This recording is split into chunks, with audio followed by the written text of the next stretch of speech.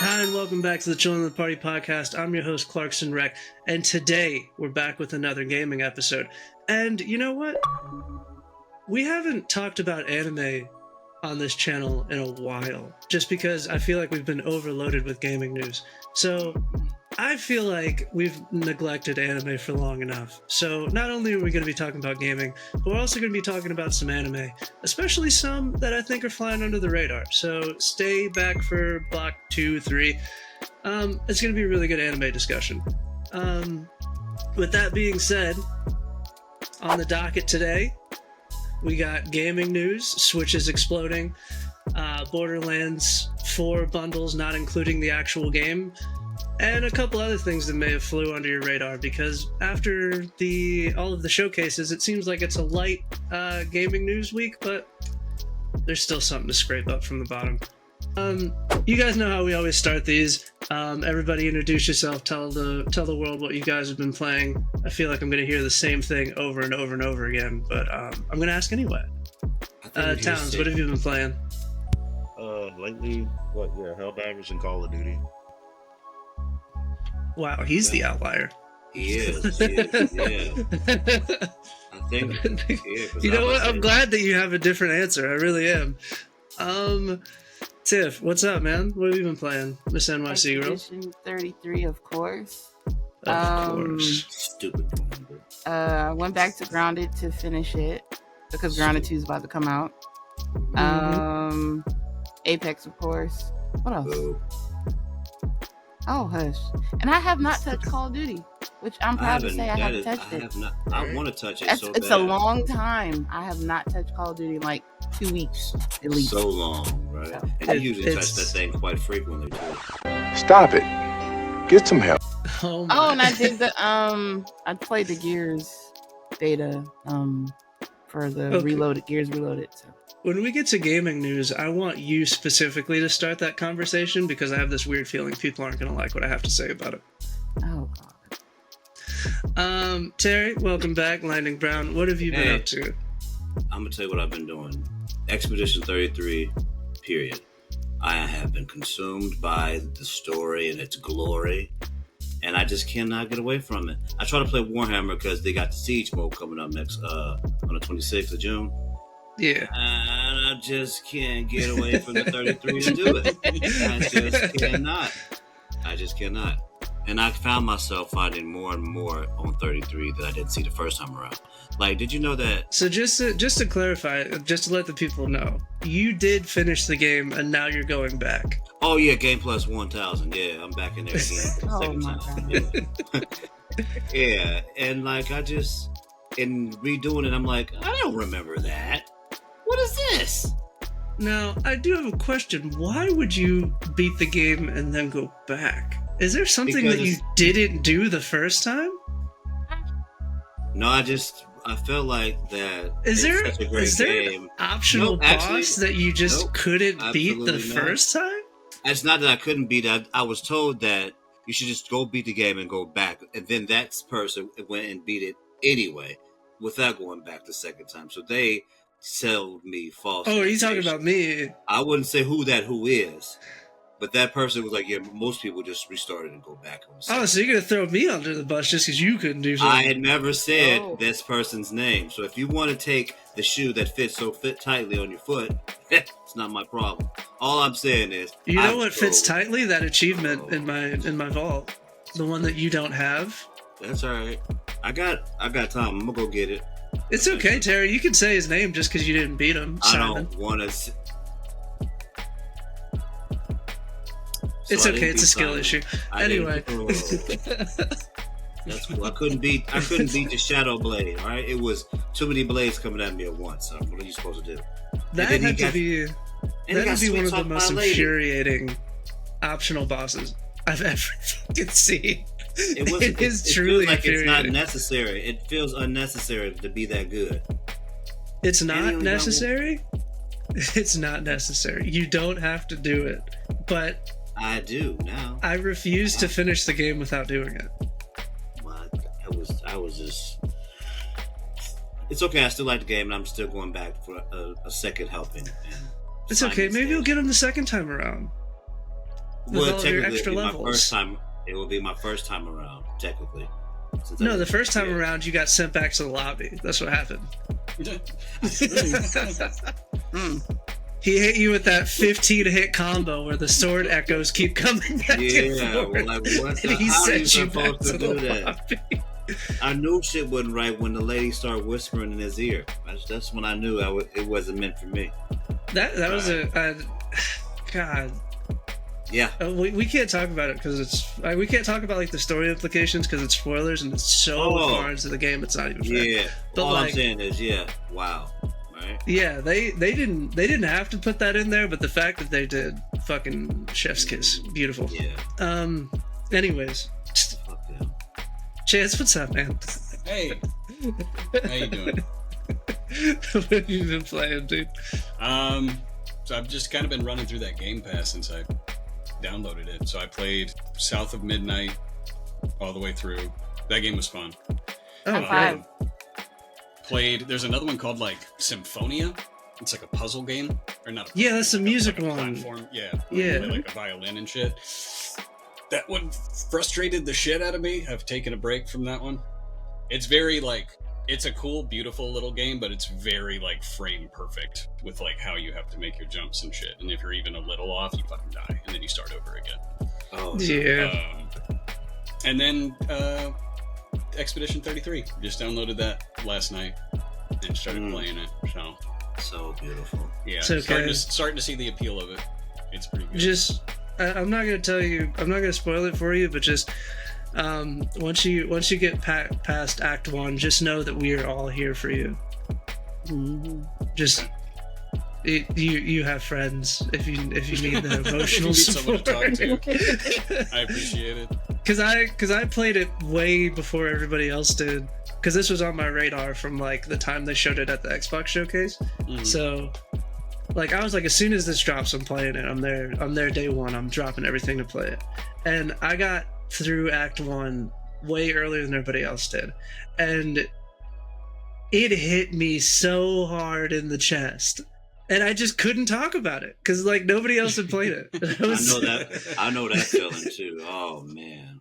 Because Terry just started what we sending me doing? messages as soon as he got past it. He was just like, why didn't you warn me? Why would you? Why would you just let me to walk through this alley and just interact with these people? Never mind. That's just good God, show. Jolly yeah. good show. Jolly good show. God, what have I been playing? Because I've been jumping around a lot of Oh games. yeah, and I should have said altars. The altars. I forgot Yeah. about that. Well, I was gonna talk about the altars. We've both been playing the altars.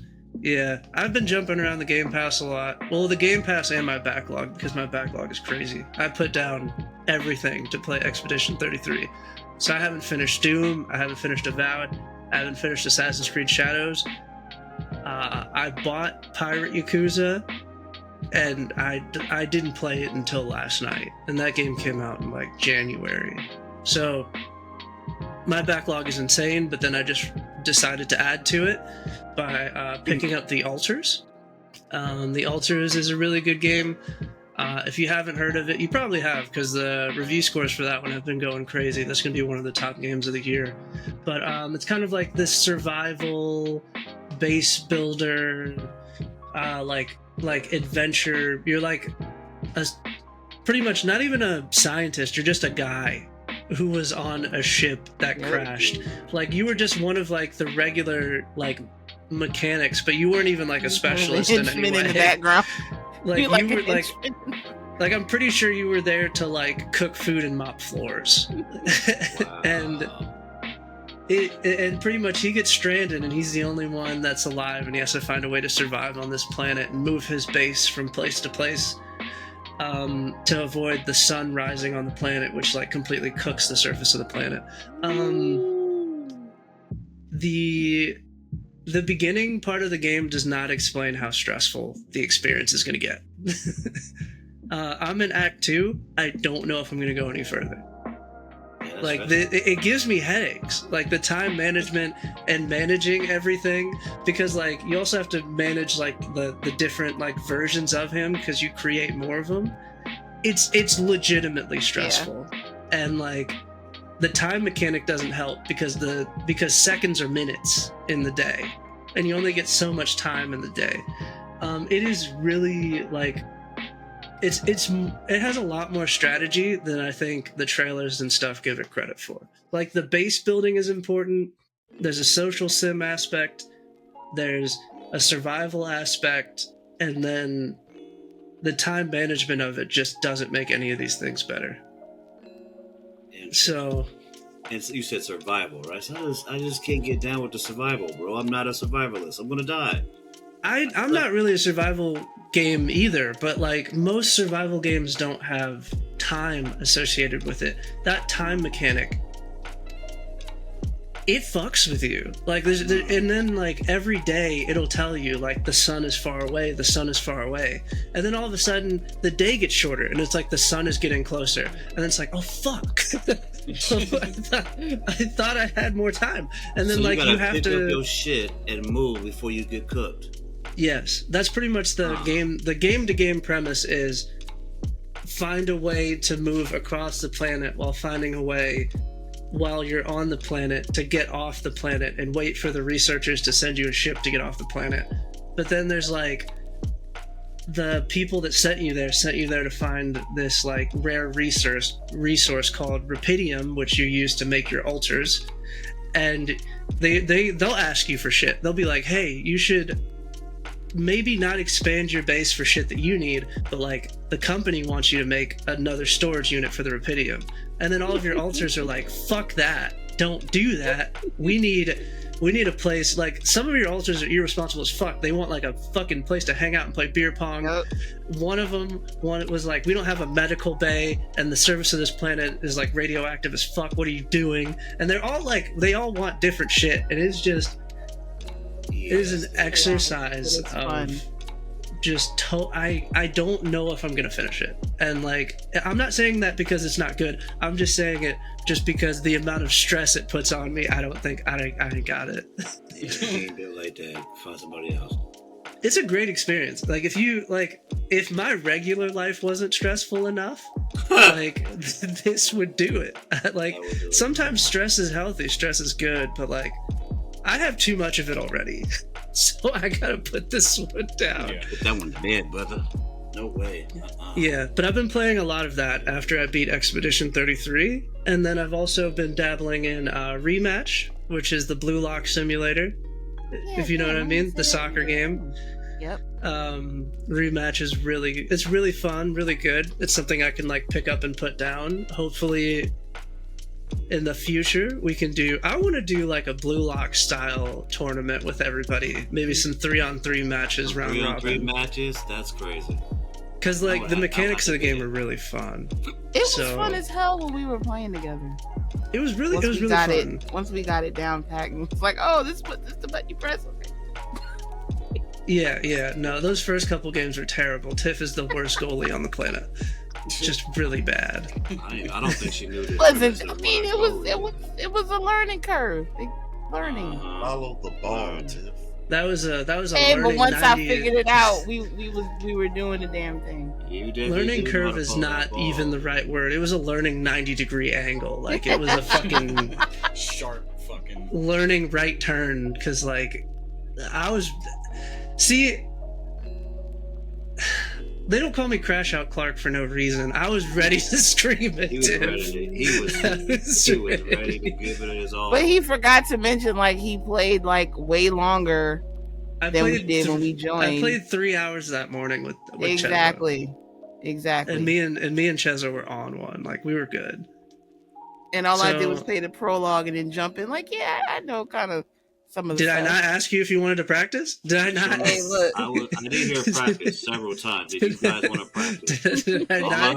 No, I got it. No, I got it. No, just go ahead and start it. No, let's just go.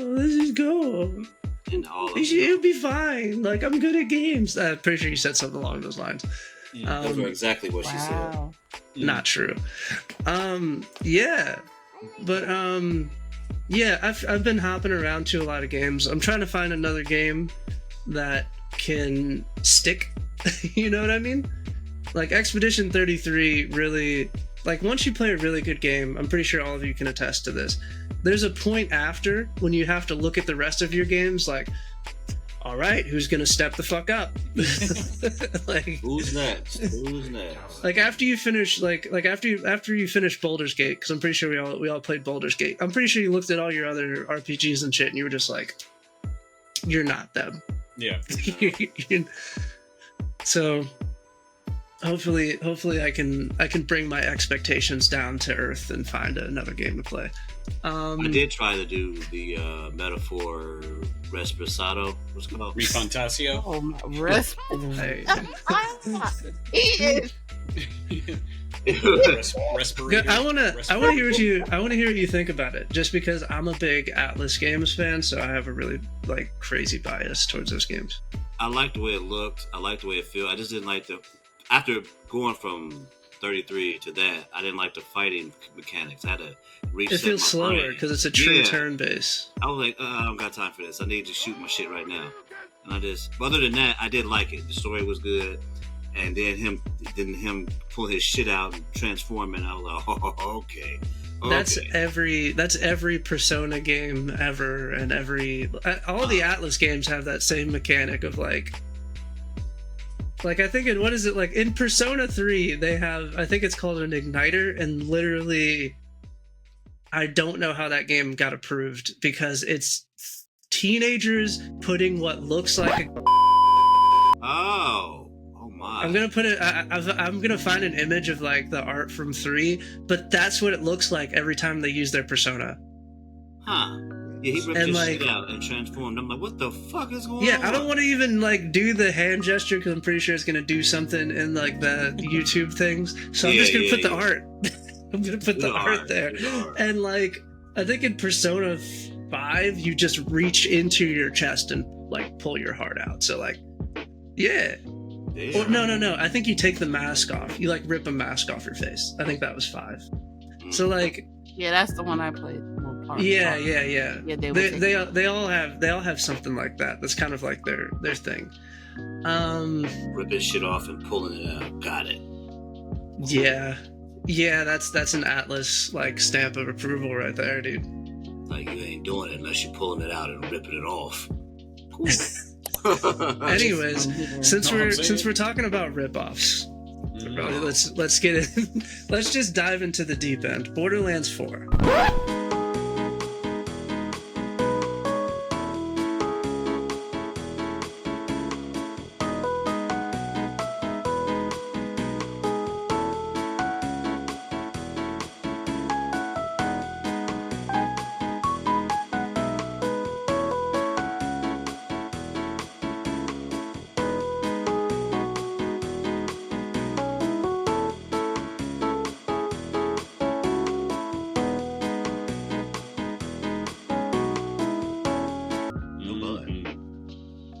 Ready? Are you? Did you hear what he said earlier, though? Are you? I know how 'Cause- he feels about it. No, but did you hear what he said, though? I'm perplexed. Because, like, if I'm mistaken, if I hear correctly, the full game ain't even with like, you buying, what you said? The DLC So- or the... The collector's edition. So the Borderlands, you know how every game has like their like regular edition, gold edition, premium edition, the reverse double hand fucking. I don't want to say that; it's too early in the video. That edition. Where they It's selling that one at? the internet's a crazy place. Pretty much the collector's edition of Borderlands 2 has come under some fire. If you want a better analysis of it than I'm about to give, Mighty Keith has a great video about it. But pretty much the different editions of Borderlands went up on their website, and people saw that the most expensive edition, which is the collector's edition, which came with a litany of other things that we're about to get into, but the main thing is that if you buy a collector's edition of a game, what do you expect to be in the collector's edition? Game. It's not. Huh. Oh. The game is So- not included in the collector's edition of the game. So you just get a bunch of collector shit. Well, what do you normally expect to be in a collector's edition? Figurines and clothes and skins. Yeah. Cosmetic stuff, maybe some stuff for you to hang on your wall and stuff. Yeah. I think like the Assassin's Creed 2 collector's edition had like an Apple of Eden. That was pretty cool. Yeah, like I think like the Mass Effect collector's edition had a helmet. I think the Helldivers edition, collector's edition, had helmets. Got a helmet. Titanfall, right? You expect something like that. Do you expect parts of the game to be in the collector's edition? What you mean, like parts of it, like? Because when you say parts of it, like I literally saw half a disc because I'm used to getting disc. No, like I'm an old person. for example, would you expect that behind a edition of the game that costs nearly twice as much as the base game, that they would have whole levels of the game? Like physically? Like Entire parts of the game, like 2 whole maps, like 2 whole planet destinations.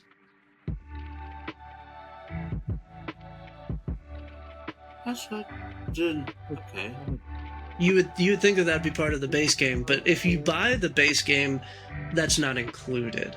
What about Vault Hunters? You know what I'm saying? You think all the Vault Hunters would just be part of the base game? You think that, like, if you pay for a game, you should get all of the characters? Yeah. Because that's a part of the game. What if I told you that you would be missing 2 of them? And then do you want me to buy the big box to get those 2 guys? Or Yeah, they just- 2. Okay. 2 of them. Right? There's some other stuff. There's some skins and cosmetics.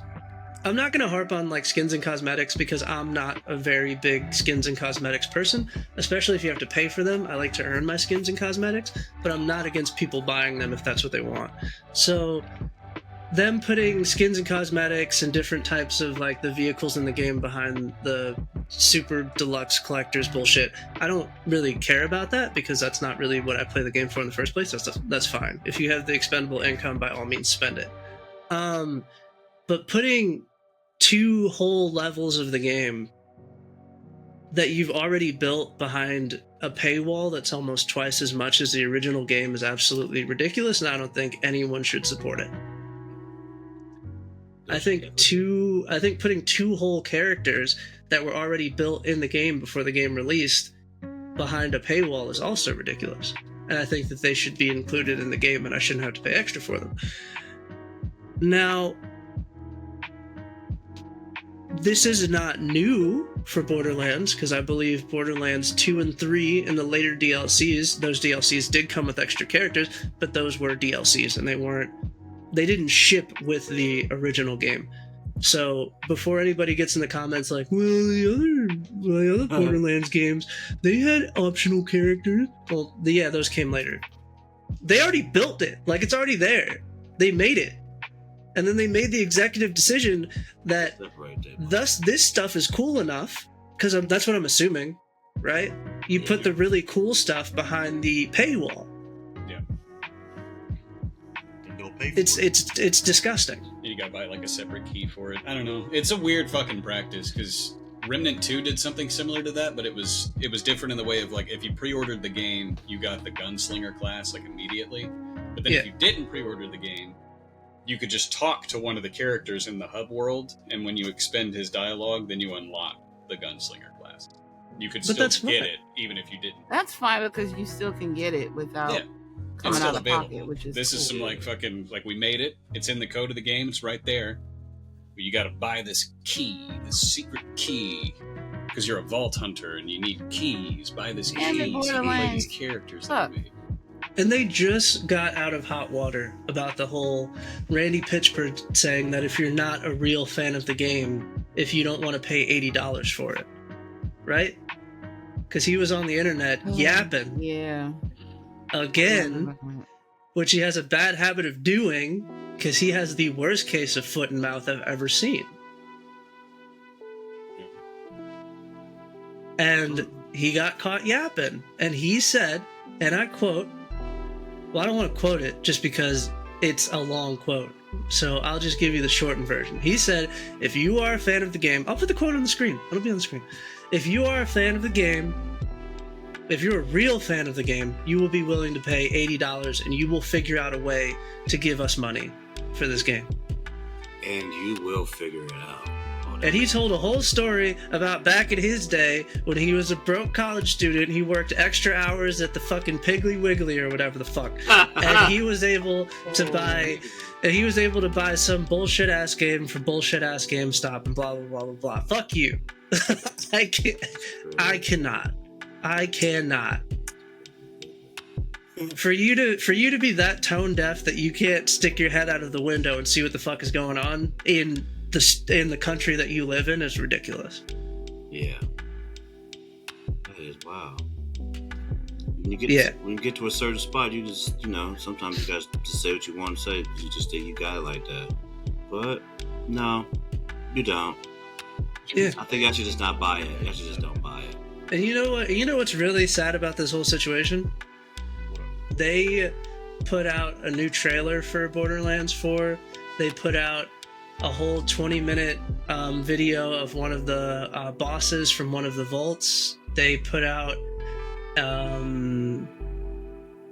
think IGN did like a 20-minute video covering like the early game. It looks really, really good. It looks like a way better Borderlands than we've seen in a long time ago. I was ready to come in here and be like, you know what? I talk about Borderlands and how they haven't innovated since Borderlands 2. Let me rescind my statement. I was fully prepared. I was fully prepared to say I am wrong. Borderlands looks like a day one pickup for me. I was prepared to. Now I don't. Now I don't know. Now I don't know. I really don't know. I don't know how I feel by September because I'm pretty mad right now. Was you gonna get the collector's edition? I don't buy the collector's edition of Dick. Fuck no. Oh. No. That is. I haven't bought anything like that since Gears when they had the I that think was the last. That was the last one I got. Gears 3, I bought the edition and I got that motherfucker. I learned from. Get the word.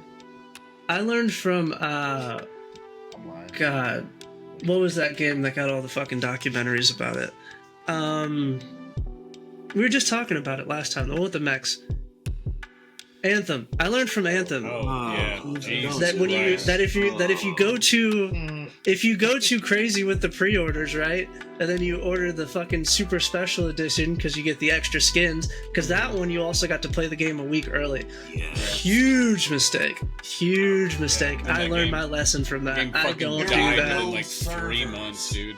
And you know what other game I learned that from? Which was like the final nail in the coffin? Battlefield. Yeah. Wait a minute. Because I bought the super special edition of 2042. Foot in mouth. It's fucking stupid. Yeah. Huge. I was like, you know what? I'm done. I'm good. I don't need the extra cosmetics. I'm good. I don't need the extra time. No collector's edition. All that No shit. I pre-orders, got dude. all of it. No collector's edition. Maybe. I wait for a game to come out, and then I wait like a solid month, maybe 2, of like people talking about it and be like, "Oh, it's good. No, it's really good." I'm like, okay, maybe I'll get it then. But yeah, I don't order shit anymore. Nah, because normally the collector's edition you get it because it comes like some cool shit. Like the Assassin's Creed Shadows collector's edition had like the new hidden blade that had like the Tonto, which was cool. I really liked that. But then I don't have anywhere to put it, so like I don't need it. That's just more junk. Like as you can see, I have junk aplenty, so I think I'm good. You can never have too much junk. Right brother. with you. You should say that to all the Funko Pops in my garage. Oh, that's okay. Continue. No. Don't stop. We don't stop. No, we should. We shall. Definitely should. We shall. Yeah, so my original statement stands with Borderlands, I think now more than ever. No one's buying a special edition of this bullshit. I just won't play that content, which is fine. It should have been there in the first place, and you don't get more money from me from putting it behind a paywall. will I play the base game? I'm still going to keep my rule of if 2 of my friends buy it, I will be the 3rd, and then we can run a team of 3. So I'll have to see it because I just. We'll see in September, because you know what else comes out in September? Ghost of Yote. So sorry, no. Yeah. We'll see you when I see you.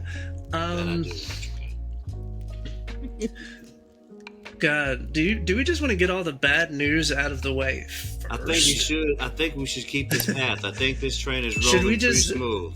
Should we just get negatives out of the way first? Yeah, go ahead, slap us with another one. What you got for us? Let's do it. Okay, let's talk about the Switch 2. I don't even. Does anybody in here have a Switch 2? No, I didn't know. I didn't know they was over here. After the dude nailed them to the receipt and stuff, I thought they weren't no more in the United States. Okay. Walmart said they're not coming until next month. Damn. I think I was at Target the other day, and I'm pretty sure if I had went out the day before to try to get Switch 2, I could have gotten one. The thing about it is I don't really want one right now. Cause Mario Kart looks really fun and all that, but besides that, what else am I gonna do with it? You're just gonna swipe around the menus for a little bit? Fucking hold it? What do you... Hold it. That's what you're gonna do. Hold it. I mean, my thing is I don't want to buy games I already got just to play them. Yeah, also, anybody who because Tears of the Kingdom got re-released for the Switch 2. Yeah. With the up-res, you can play it at 60 frames. The fact that game, that the Metacritic score shot up so far shows that you are all frauds. Yeah. When that game came out, you have to grade the game based off of how it was, right? The game hasn't changed. All they did was up-res it. So, you were playing that shit on slideshow resolution, 10 frames a second on the Switch 1. So, the fact that, the game is now running the way it was supposed to, you can't just cyberpunkify, fucking Zelda. The shit came out and it didn't work the way it was supposed to. It got the grade it did, now it runs the way it's supposed to. Now you can, I guess now you can see the whole thing as the way it was supposed to be, but that doesn't make me want to play it anymore. Yeah. No. Yeah. Absolutely. Or spend money on it again. I'm not buy getting a a Switch new anyway. copy of it. No, because I think you have to spend another $30 for the upgraded version of it or whatever. I don't know how much it costs. I don't have a Switch 2. That's not even why people are upset about the Switch 2.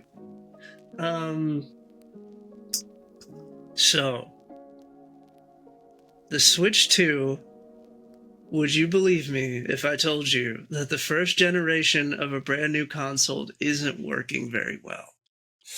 I mean, yeah, because would you believe me?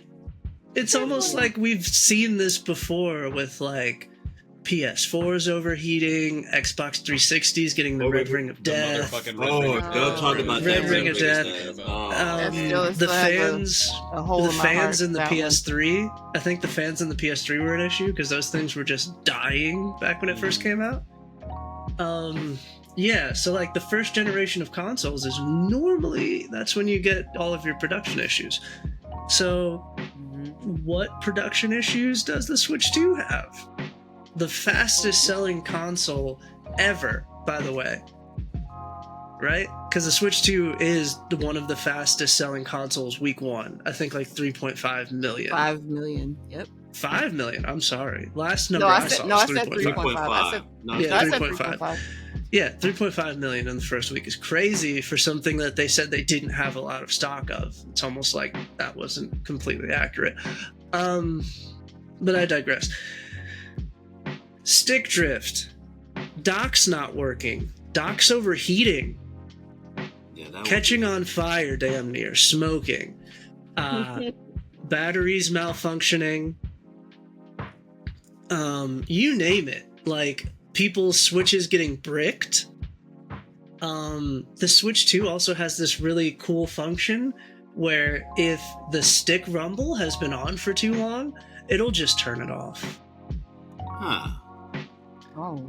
It'll make that decision for you. Yeah. You're getting your rumble on too long. Nah, it's enough. Yeah. It's almost like the Netflix "Are you still watching?" of like fucking literal game That's features. That's horrible. You don't need this. I'm gonna turn it off. Yeah, but there has been story after story after story, TikTok video after Reddit post, you name it. All of these early adopters of the Switch 2, which aren't really early adopters because just the first, well, they are early adopters because it's first generation, but the Switch 2s have been a problem. And then the funnier part of it is that there's also people who bought Switch 2s who are realizing now there ain't shit to play on it. Yeah. No, it isn't. I didn't even heard no other games except for, like you said, those remakes. And what, Mario Kart? That's it? Yeah. So there's also been a huge wave of people that bought Switch 2s and they knew that there wasn't anything to play on it, but they spent the $500 to make content about how there's nothing to play on it. You got here, crazy. Like, like you spent $500 to make a video about how you're bored. Well, you bought it, and you knew that prior to purchasing it. No, they did it on purpose. That's what I'm saying. They did it. Some people genuinely bought the Switch 2 and they were like, oh, I'm so excited for this. And then they realized they didn't have anything to play. But there's some people who literally, for clout chasing reasons, went out, spent the $500+ on a Switch 2 just to get on TikTok and be like, hey, yo, this shit whack. Yeah. They ain't got no games on it, bro. Where 2K at? This ain't got Call of Duty on it. Where Like 2K at? I don't know, man. I've seen videos like that, but I've seen it's from people like that have the throwaway money to spend on it, like XQC 100%. and shit, talking about the Nintendo Switch 2. Which the big thing for me is funny because we talked about those docks being an issue when it was first announced. Like months ago, we were talking about those docks are probably going to be a problem. Yeah. I just hate the design of that fucking thing too. Have you seen it? Like if somebody's holding it in their hand, like your right thumb has to like sit like this because of how far down that joystick is. Like it doesn't look like it fits comfortably in your hand. Like you're holding it like that. Mm-hmm. Like, You this remember the thumb is old way El up here, and this one Paso? is way down here. You remember the old El Paso commercial where the dude was nailing 2 nails into a table to hold up a this fucking taco shell? Yeah. Taco. That's what the fucking dock looks like. That's But- funny. Yeah, I don't know. I don't think that I have the magical gift of foresight, nor can I see the future in any way. But I'll be damned if we didn't say that this was gonna happen. Yeah. Pretty much. Yeah. I'm just happy that they're not happy with their purchase. I'm just happy that they're not happy. I'm just happy. That's all. I fucking told you so. Yeah. Also, That's gonna be a down the road purchase, man. also I'm never getting one. there's a worse part about this that like is kind of getting missed. So like people are getting their consoles bricked for no reason, their docks are breaking, their controller stick drift is back and it's worse than ever. So like all of these problems are happening, but they're also in short supply. So whatever problem you have, and I remember I think last episode when I said the words, you're an adult, buy the warranty, it's okay, spend the extra money. Yeah. I'm pretty sure it was last episode when I looked you all in the face and I said, you're an adult, spend the money. Some people were adults and they spent the extra money and now they can't do anything about it because they're just like, we don't have extra docks to give you. Yeah. Or in some cases where there was a guy on Reddit who did this whole really long story that was actually, I don't know if he meant for it to be as funny as it was, but it really was. Where he was saying that his dock broke day 2 or 3. Damn. Couldn't use it. I think he's also a content creator, so you hook up your Elgato to the dock so that you can stream your games and record your games. So if you play it in handheld mode, you can't do that. So he bought a Switch 2 to make content. He couldn't make content with it. And he tried to... I think first he called GameStop because he got his warranty was through GameStop, and GameStop just straight up didn't answer, or they were busy. right? Oh, damn. So then he tried to contact Nintendo, and Nintendo was like, "We don't see your warranty policy." Damn. So then he went back to GameStop, and GameStop sent him a message, something along the lines of, "There are everybody bought Switch 2s, and we're still trying to get the warranties inputted, so your warranty is not active yet." Oh, So then my Nintendo God. was like, "Would you like to ship it to us? Because it's $180 to fix it plus shipping." Damn. Oh my I God. guess I'm gonna be waiting, brother. Yeah. So then he said, "Fuck that! I'm just gonna buy a new dock," and he can't get the dock delivered because there's no stock. Damn. The joy. So they don't have none in Man. stock. You need 180 plus tax and shipping and handling to get it fixed. Damn, brother. I'm gonna tag the video because one of my favorite content creators, the Black Hokage, went through the entire Reddit post on his stream and narrated it so goddamn well. This man is literally one of the funniest people on the fucking internet, and I can't do the story justice the way he did. It is truly fucking incredible. So I'm gonna put the link to that below. That's just so fucking funny. But I hope this doesn't Yeah. happen with the what's that one Xbox is making, the ROG 1000. the Xbox Ally, the ROG Yeah. Xbox Ally. Yeah, man. So that better I not don't happen. think that will happen because they're putting Xbox features onto something that already exists. Ah, Because the ROG Ally already exists. They're just putting extra Xbox buttons on it, and they've changed the interface of it. So now it's a Windows device instead of like a ROG Ally device. Yeah, I don't think there's going to be any hardware issues with it. There's probably going to be Yeah. software issues when it first comes out, which will be Okay. but that'll literally be like download an update, like a software Mhm. update to fix kind of thing. You might have a couple. Yeah, that of already UI. exists. okay. I Like that's thought it already was- exists. It's already been proven. And there's a lot of videos where a lot of tech creators, like your favorite tech creator, has probably already made a video about it. And if you don't have a favorite tech creator, IGN probably has video about it. I'm pretty sure they have a video like, "Oh, I've already played the Xbox Ally," so go find that. After you finish this, go find that after you finish this. I have to Stay here. Stay here for You. a while. Stay here. You would really Anyways. think though that like Nintendo would do everything they fucking could to try to make it right for everybody, especially with that Xbox Ally coming out. That Because you already don't really have shit going for you as far Make as games it- go, and then the games that are going to come out are games that you've played already. You know what I mean? Make It's the it same right? shit. Yeah, like Make- fix it. Like fucking- fix it? Make it work. Yeah. Saying Yeah. foreign words right now. Yo, who are you talking about I'm right just now? saying, dude. Do you like, know who fucking- you're talking about? We're talking about Nintendo. That's crazy. Fix it? Make it right? Yeah. They will send ninjas to your doorstep before they send you some free shit. I'm fucking dead. Man. I don't need They're that. already You will outside have- your door. You will have Foot Clan ninjas on your doorstep Have to do it. before Clan Nintendo ninjas. ever admits that they did something wrong. You will get erased. I'm afraid to say these words. There could be a ninja outside my doorstep right now What happened? What as I happened to make us? these jokes, and I keep that fucking thing on me, so don't fuck with me. Right? He got it on him. Armory. Wild. Just saying, we fucking. Please don't send the ninjas after me. I'm nobody. Please don't send the ninjas. Yeah.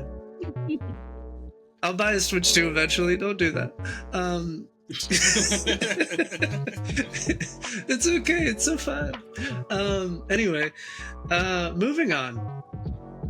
Let's talk about.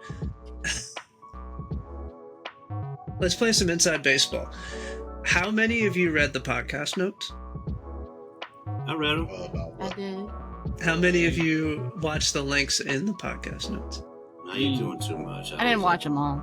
I was at the mall. So does the word blood message mean anything to any of you? We'll watch it together. That's why I'm asking. All of my co-hosts are unprepared.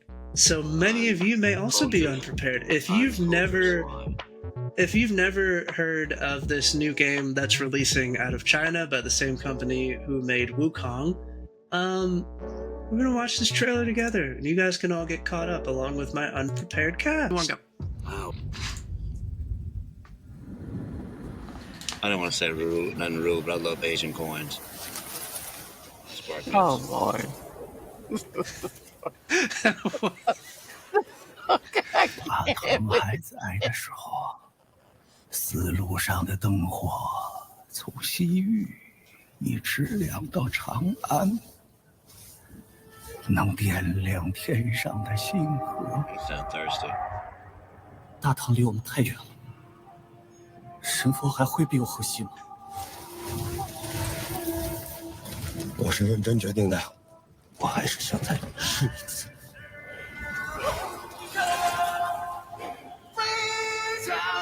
今日我们所流的血，是为了把大唐带回来。 Why does it look so good? 我们必须在破城之前把您带。 Just wait.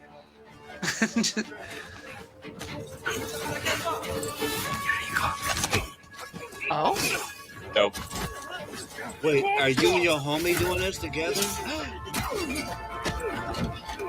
I'm pretty sure this is a single player game. Like 99% sure. 阿娘，阿娘，阿爷，我将追随杀出一举，去长安，你这是让他们去送死！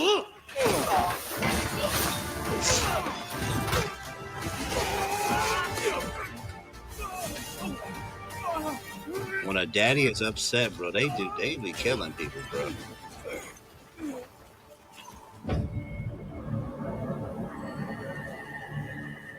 输赢成败，皆如沙上之塔，风来即散，为众生之苦，常漫于天地之间。回家吧，这些毫无意义。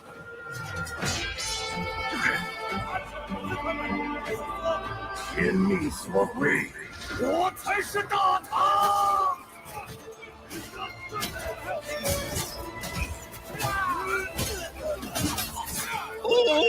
So I don't know if they just don't have the HUD open, but like,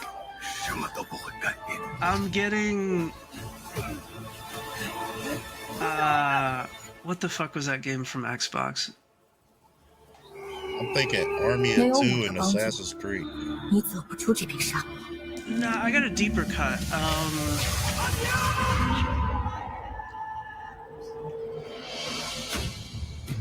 Y'all know this whole time I've been waiting for magic and shit.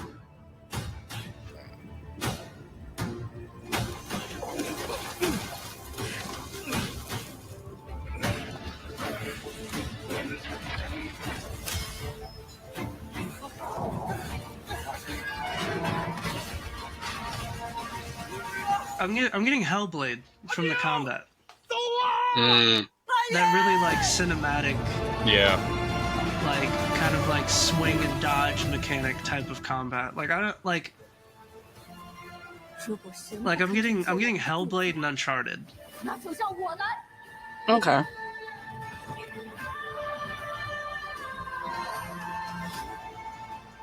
This is a bad man, bro.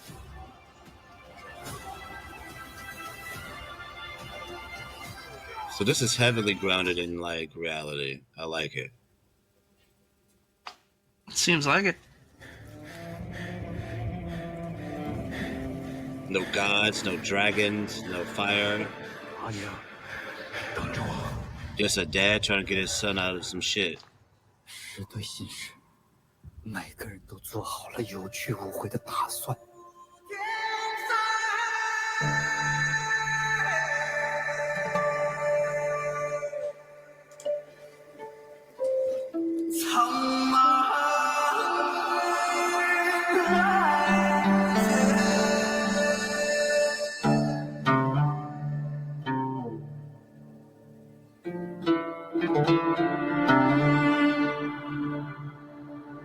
Oh.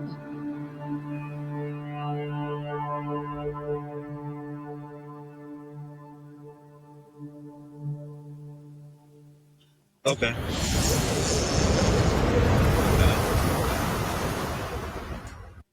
yeah, so that was Blood Message. From the same company who made Wukong. This is a NetEase, this Chinese studio. Seems to have a lot of Chinese mythology. A lot of people have been calling this Uncharted, Tomb Raider, Assassin's Creed. It looks good. I mean, I'm pretty sure we're all in agreement. That was like the quietest I've seen us watch a trailer in a while. Everybody was just like, what is this? This looks dope. Like, thoughts? Looks I like fucking rad, dude. It looks sick. awesome. It looks great. I might play it. I don't know. Might play. I hope it's that fluid, like in actual gameplay, like when you're playing, like combat is that fluid, and like that chariot scene is that fluid. Because Wukong had a bunch of bugs. Yeah, but I think Wukong was more of an action game forward. That was like an action, like kind of like RPG. It wasn't a Souls-like because it wasn't difficult enough to be a Souls-like. It was more of like a kind of like Devil May Cry, like old style action. Yeah. This seems like it's going to be. I get Hellblade from this. If you guys have played Hellblade 2, where it's going to be more of like a cinematic experience, and the combat and stuff seems like it's going to be more cinematic in nature, because Hellblade, like, the combat was as simple as slash and dodge. They just fancied it up a lot so that every time you slashed and dodged, you got one of like 100 different recorded like evolutions that they did. Mm-hmm. So it didn't seem as simple as it was, but really it was press X or press B. No, I feel like for them to keep that much like graphical fidelity and that kind of like cutscene to gameplay as seamless as they want it, I feel like it's going to have to go a Hellblade route. So like the gameplay may be simplified, but you're not going to care, is what I'm saying. That's what I'm getting from this. Well, and the thing with games like that is they're fun, just replayability suffers in that way then. I mean, you'll play through it once and then you probably won't have a reason to play through it again. Because that's, I mean, Hellblade was kind of like that, and there was another game, I think it came out on PS3, The Order. I don't know if you guys ever played that. Oh, yeah, 1986. Yeah. That game was very, like, extremely cinematic, story-focused, and so the gameplay was extremely simplified. And so, great game, awesome story. Really no reason to play it again once you beat it, though, because it's, Well, pretty basic. I'm fine with that. I like a linear experience. I like a linear experience that I can play once and then kind of like put it down. Like I don't have to replay through South of Midnight. No, like it was good. There are people that like base a game, like replayability is one of the like standard like, judging points of like a game. I expect that from an RPG, but like I don't think this is that. I feel like this is a cinematic adventure is what I'm getting. Like a cinematic adventure action game, a linear cinematic adventure action game. And from what we've seen so far, which is a lot of cinematics, and then it looks like there was some gameplay, but it was mostly like in engine. Mm-hmm. Yeah, I wouldn't play this a second time, no way. I feel like we're doing a lot of speculation off of a trailer, which is fine. But like when it turns out I'm right about this, hey, I'm not saying it's going to be bad. It looks good. No, I'm saying it's going to be great. I think it's going to be really good. I think it has a lot of production. I'm going to play it when it comes out. Yeah. Hopefully they don't do that little sneaky thing that they did last time where they said it's available on all consoles and then PlayStation swoops it up for like 6 months. Or then like it comes out and then we find out that it was like produced by Tencent, like Tencent Studios, and it's like, yeah, just like they did with Black Myth Wukong, because that's now releasing on Xbox. Yep. I mean, I have a PlayStation, so I don't really care. But like, I think it's unfair to other people. Yeah, just get a PC, man. I'm working on it. I'm working on it. Yeah, no, it looks good. I'm definitely going to check it out Steam machine. when it comes out. I mean, who's going to get Black Myth once it comes out for Xbox? So. I already played it on PlayStation almost a year ago. You already played it. I'm talking about years ago. No, we watched. It's a good game. It's good. There's nothing wrong with it. I'm not shitting on it. It's a good game. Like that I played like a year ago. So the thriller's gone, brother. I said, we get it.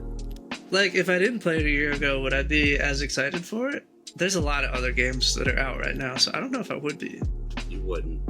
Your backlog's too more than full. likely. I don't know, Tiff, are you excited about it? I don't think I'm gonna get it. I mean, I watched you play it. I don't think I'm interested in going down that monkey rabbit hole. hole with the game out. It's a monkey hole. If it comes out on Game Pass, I'll get it. It's not. Exactly. But I know it's not. So it's not. I'm not paying out of pocket for it. Moving on from all of the news about games that are coming out or stuff that's out and doesn't work, let's talk about things that are no longer coming out or no longer coming out in an indefinite amount of time. Let's talk about Marathon. Marathon, game by Bungie, the creators of Halo and Destiny 2, is a game that has been plagued by all manner of problems, from plagiarism to people genuinely not liking the game, to them spending way too long and way too much money on the game for Daddy Sony to be like, hey, what are we doing? So they finally made the decision that everybody knew was going to happen, which is the game is going to be delayed indefinitely. Now, I didn't think that the indefinitely part was going to get thrown on there. I thought that they would push it to 2026, which is more than likely what's still going to happen, but the indefinitely just gives them a scapegoat for you to kind of forget about it. Because I feel like that was the goal. This delay isn't as much about adding stuff into the game as it is for you to forget about all of the bullshit that's going on with the game. Mainly the plagiarism, because the plagiarism was bad. Terry, you have no idea what I'm talking about, do you? It's fine. Somebody in the audience probably doesn't know what I'm talking about. You're a great segue. The plagiarism was egregious as shit. Like they So if you- an artist's like crazy. entire work. And put So it if in you everything. have no idea what I'm talking about, a lot of the background artwork and some of the early concept art from Marathon had been found on Twitter by somebody who actually made it. Somebody that they paid no money to, didn't commission any art from, nor did they ask the permission of, hence the term plagiarism. Plagiarism. Oh man, they some thieves, man. Right? So a lot of like the only good things that people had to say about this game after those first betas came out was that the art style seems cool and it seems like there's some interesting lore here. You just took out one of the two legs you were standing on when the art isn't yours. Wow. Just plain as day. And it was so bad that they pulled all of the trailers that they had made for this game that was supposed to come out in September that had now been suspended indefinitely. They pulled all the trailers. They said, we can't show you any more gameplay because we can't promise you that there's nothing in there that's not supposed to be, such as plagiarized art. It was so bad that they did an internal audit of the game to make sure that they didn't take anything else from anyone else. Because Bungie has a bad history of this, because they've got caught doing it in Destiny several times. Towns, if you roll backwards a little bit, one of their plagiarisms is hanging on your wall. Dun, dun, dun. That right there. The Ace of Spades Nerf gun collaboration that they did, that design was fully plagiarized by somebody off Twitter. Damn.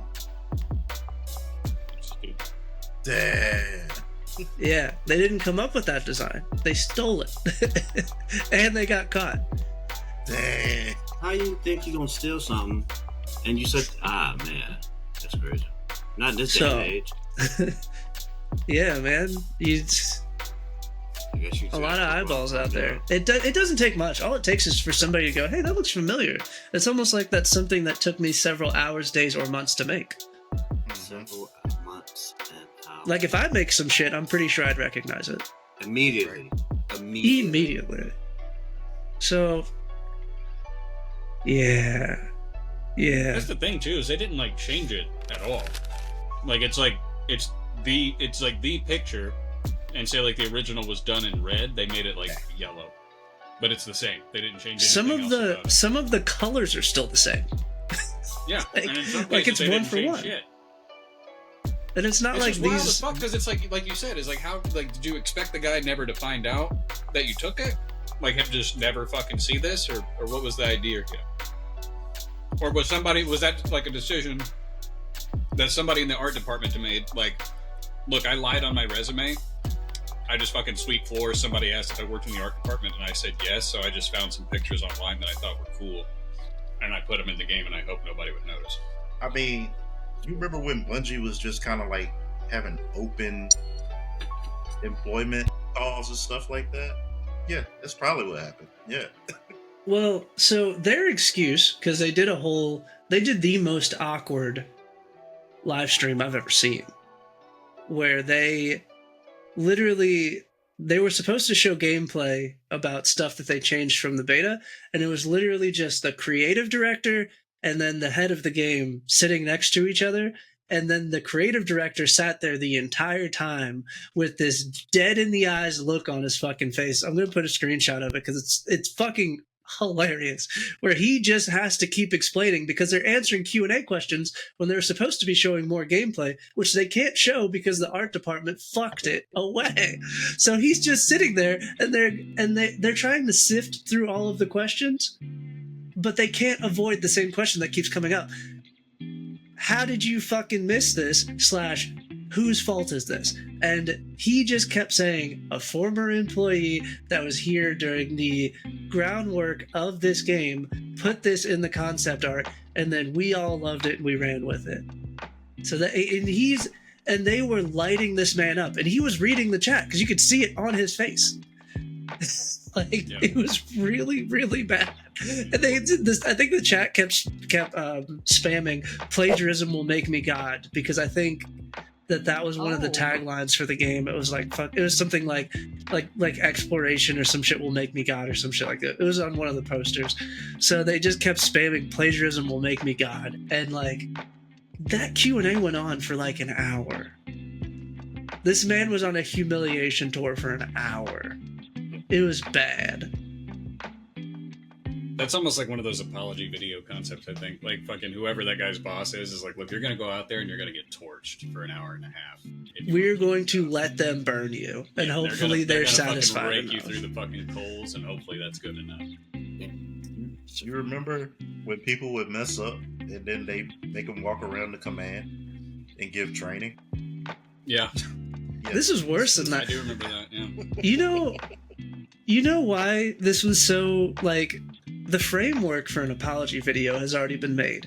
And up to this point, I don't think anyone ever questioned why it was an apology video and not an apology live stream. Because the apology video is a one-sided conversation of, I messed up, here's my apology video. You can't talk to me. Yeah. Okay? Yeah, I don't have to hear your feedback on my apology. An apology live stream where the live stream is an hour and they can't show anything, so it's literally just they get to blast you for an hour, is terrible. Yeah. Don't do that. Yeah, that's how people jump out windows, bro. They probably didn't jump out the window off that one. You know what I'm saying? I wonder if that was like the intention. It's like, we're going to make it a live stream. It's not a video. And these people are going to fuck you up for it. Like, we're just going to let these guys torture you. Like at first, I watched part of it, and at first I was like, "Oh, this is kind of funny." But then, like after a while, I was like, "Oh, I feel sad." You just feel bad for the guy. Like, yeah, Jesus, man. Because genuinely, either he knew and it was too late to fix it, or he didn't know. Those are my two theories. I'm assuming that my first assumption is that he found this out midway through. And they've already established that this is the art style going forward. He's like, nothing I can do now. Let's try to modify this as much so it's not as likely. But the amount of just egregious plagiarism here makes me think... Could it have been like a placeholder? He didn't know. And they just missed it? Well, that's the thing. Like, when you say, like, it was added to the concept art, and we liked it in the concept art, and then we took that forward... Concept changes. Like, if you look at concept art for fucking anything in any video game, like the concept versus like the actual product is always like there's a little bit of similarity, but it changed. So like It just that makes me think like that's bullshit. If it was concept art and then it stayed the exact same, completely unchanged, just blatant plagiarism all the way through the development process, and then like here's the trailer, and here's the beta. So I don't know. I feel like you definitely knew about it. Everybody knew about it. And you just hope for the best. Like it was the cheapest fucking thing you could do, and you somehow thought you were going to get away with it. That's crazy. I don't know. I hope they learned. Good on him. Good on him for just sitting there through that whole entire process and not going, it was him, not me. Because he really was just, like, he tried to take some responsibility for it to a point, and then he was just like, look, that guy doesn't even work here anymore. Yeah. Nah, bro. That guy probably still works there. You just don't. You're doing the good thing, which is not giving out a name because you know how bad the internet is. Good on you. I'm not saying that you shouldn't do that, but that takes a very strong internal. Because if I'm out here getting fucked up for this shit, like somebody, I'm saying somebody's name.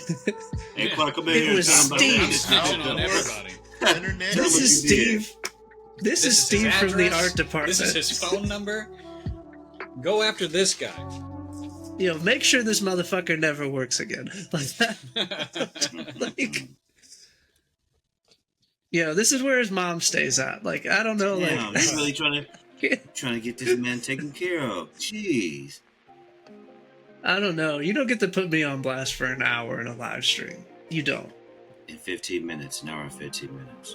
You know what I like to think happens, though? Because Bungie has become pretty, like, money grub and just, like, taking the cheapest option for everything. I like to think that the guy that introduced this art into the concept or whatever was probably being underpaid, probably given, like, some unrealistic fucking expectation of, like, creating this, like, new art for this game.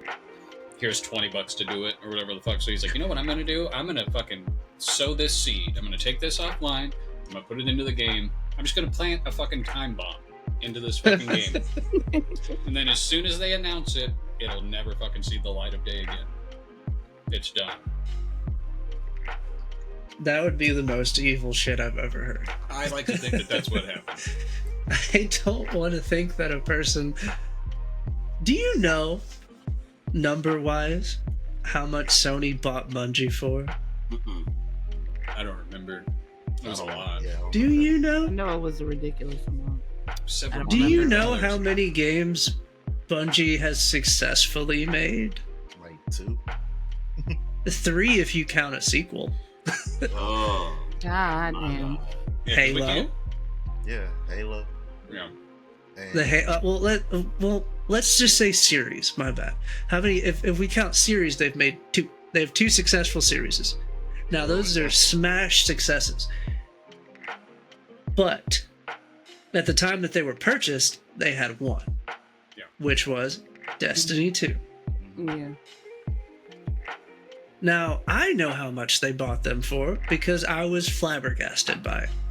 But if you had Sony pockets, no, don't search it. I see you searching. I didn't search it. I said I want to No, get I'm it. talking about Chance. I see Chance searching. I was gonna say like. I'm not No, gonna let's say play a anything. game. I How don't know much when would it's you? happened because I used to play Destiny 2. How much would you buy Bungie for? If How much Activision I is would? getting bought for, I think Activision got bought for $3 billion. God damn. I mean, geez Louise. I said $2 billion, but I know. How I'm much would probably I wrong. buy Bungie for? How much would you evaluate Bungie at? Like if you were like, I'm 1 pecan sandy. Pecan Sandy. because like I think Xbox bought Activision for I think it was like $3 or $4 billion, It was right around That's the same time crazy. too, right? and that's Activision and That's Activision. That's Activision Blizzard. That was both of them. Yeah, Activision Blizzard. You get both. You get everything with that. That's a crazy deal. And I think they bought Bethesda for less than Bungie. Really? Mm-hmm. I'm gonna Google this, but like shoot me a number. What do you think it was? What do you It's think it gonna was? be, I would be $1 billion, bro. If one went for 3, I would have said Bungie for $1 billion. I'll say 2.5. More? I said $2 billion. That was my number. I give him More 5. than 2 billion? Are we guessing or are we picking like what we would? I have the number. The number is 2 billion. Oh. They bought Bungie for $2 billion when Bungie had Marathon in development and they had Destiny 2 out. That was it.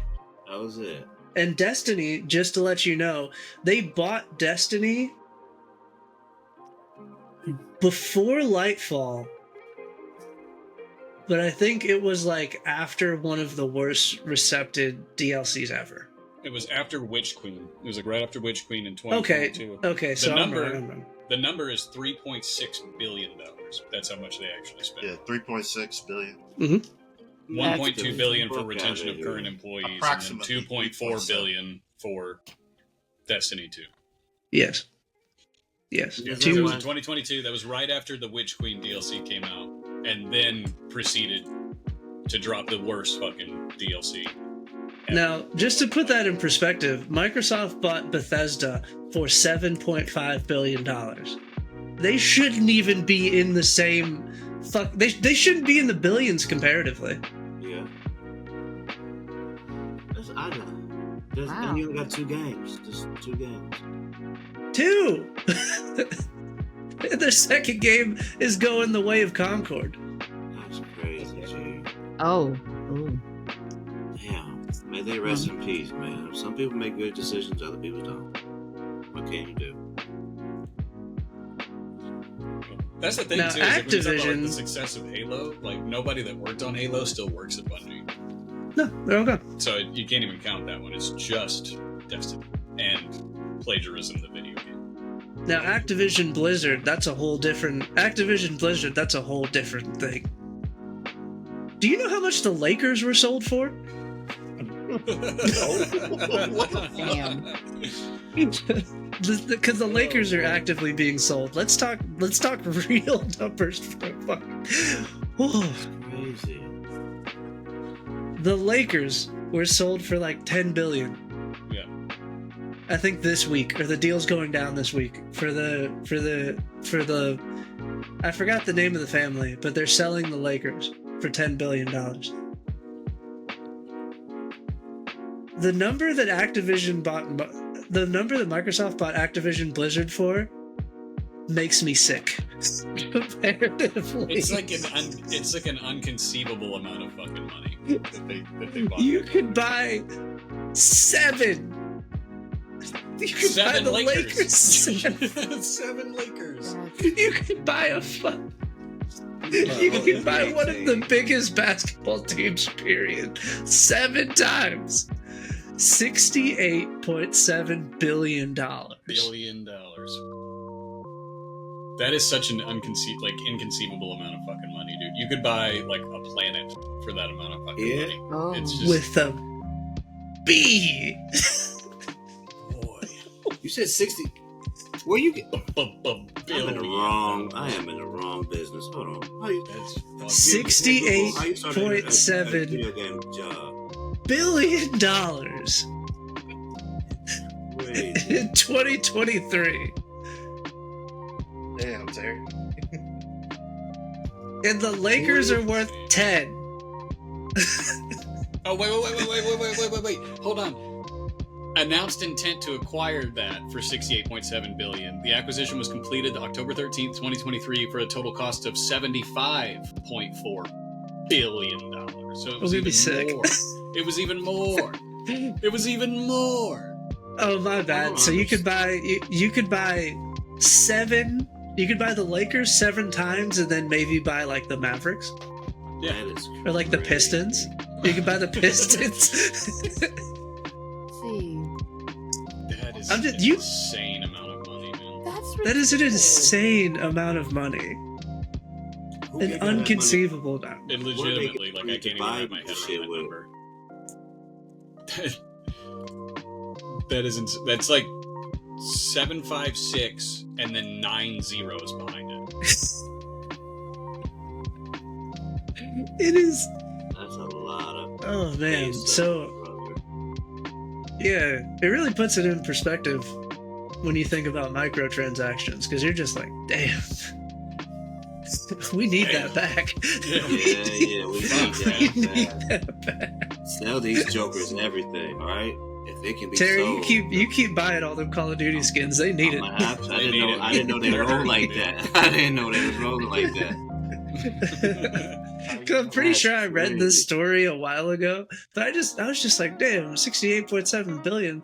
That's crazy. Then you read a story that the Lakers are being sold for 10 billion, and you're just like, where the fuck? Wait a minute. Let me just put this in perspective. Wait a goddamn minute. Where in the world? I'm trying to find me a Dear Journal. How do you? LeBron James is on the Lakers, just to put things in perspective, and Yeah. Luka. And they still only went for 10. Anyways, that gets me to the next block, our discussion block of the podcast, which block 2 has really just become the discussion block. Al is not here. And because Al is not here, I'm going to take this opportunity to do what I've wanted to do for a long time, but Al would not let me have this conversation. Al, if you're watching, this one's for you, buddy. This one's for you, Bubba. Let's have a conversation about why we all walked away from Destiny 2. Oh. Leaves a bad taste in my mouth. I'm Oh, sorry. man. The grind, brother. We'll do this like a... No, I think we should do this like an AA group where you just introduce yourself. Hi, I'm Clarkson Rec. I have 120 something days in Destiny 2 in game we time. gotta do that. Yeah, Oh, Look at that. I'm gonna have to we do this like every Time wasted time. We on need to just Destiny. write this down somewhere. No, this is Hold going to on, be like a time full... wasted on Destiny. This is going to be the last time we have this discussion. Like, this is the discussion. We keep tiptoeing around it. I feel like we should just... Bungie is absolutely, in a way, having one of those moments where it's going to redefine whether or not they're going to be the same Bungie that made Destiny anymore. Because you don't get to fail this badly and nothing happens. Just to put things in perspective, I'm not saying I want people to be fired, but people will be fired after this. There's no question. And Bungie will not be the same. So, I feel like there's no better time to have this conversation about, like, because it's almost like we're framing this as a funeral, but it's kind of a celebration of life. The things we used to enjoy long ago. But it may as well be, it's an early obituary because Sony ain't gonna be happy about this. So, who would like to start? It was a cold winter. It all started on this Destiny 1, and I was just Crota and all the things and the glory with my comrades. I was hooked. Then 2 came along. You forgot the beginning part. Your name and how much time you have in Destiny. I don't know how much time I have, but my name is Lightning Brown, and I started before some of you people were out of high school. Maybe you were in high school. I started long ago. So there's no telling how many hours, but me and Tiffany spent so much time together. You can check your Xbox stats in your achievements. Yeah, I'm looking at mine right now. Mm-hmm. That's where it is. That's where the I was number in is. the app. Look I was in the app. up time wasted on Destiny. Yeah, if you go into the achievements, there's a little stat page. Mm-hmm. Let's take a gander, ladies and gentlemen. It's fine. So when Tiffany did you probably got stop like 2 playing? years. When did you stop playing Destiny? When the Green Strand shit showed up, and then So before I got lost. Lightfall. Yeah, because I didn't buy that. No. Okay. Because I was like, So I'm you- not grinding it out no more. No. What made you walk away? It was just like when you Because like I'm started guessing we have a similar amount of time in this game. Yeah, because it was just like, you want me to do this all over again? Like I gotta get resources and hours and hours and hours and trying to get the golden weapons, or should I say legendary weapons, and doing a raid 98 times for not. I don't have it in me anymore, sir. I didn't. I can't. It's okay. It's okay. Well, this is a support group. We're here for you. I wanted the weapon. You know what weapon I wanted? I wanted the 1,000 screams of. the 1,000 voices. Yeah, that's the word. Where is my game? How many times did you run Last Wish? I don't know, because I never got too far because some of us couldn't do jump puzzles, others just wouldn't coordinate together. I dare not say names. But I'll say it. Shit, nah, I won't. Come on, this is about healing, Tiffany. This is about healing. I'm gonna. You did not. He did. He went there too. I'm gonna go last. I'm gonna go last. It's fine. I don't even know how to find I don't even know, guys. But time. It's fine. Let me look. I'm gonna assume it has to be like over or close to 100 days of playtime because you had as much time as I did. And I got every achievement except for 19, 20, 21, except for 4. There aren't that many achievements, bro. You're not helping yourself. I'm trying to figure out where the time is. Like, there's just... Oh, stats. Here we go. Okay. There's days. I got only 64 days. 20 hours and 52 minutes. Oh, yeah. It's a light day for me. And that was enough. That was enough. That was enough. Thank you for sharing, Terry. That was probably very hard for you. It was. I love that game too. It would brought most of us together. It hurts. It was. I'm not gonna lie. That is kind of like the defining thing because that is how I met most of you. Was through Destiny. They was like, we know this guy. He's fucking amazing. He's like a raid master, a raid wizard. He knows it all. And then it was you. Oh, it's me. I thought you were talking about Chase. No, I didn't. I have words for him because he opened up that fucking box. He could have let one of us open it. I'm trying to get 1,000 voices too. That pissed me off. It's fine. Tiff, do you want to go next? Sure. Go ahead. State your name, how much time you have in Destiny. My name's Tiffany, and I have 110 days, 3 hours and 6 minutes that I lost in Destiny. My character age was 9. Well, I think everybody's character age was 9 years. But y'all know why I hate that game. Because I played that. I got nothing. Nothing. I received nothing. I played so how many raid exotics do you have? I don't even fucking know. I don't think she has any for real. Probably none.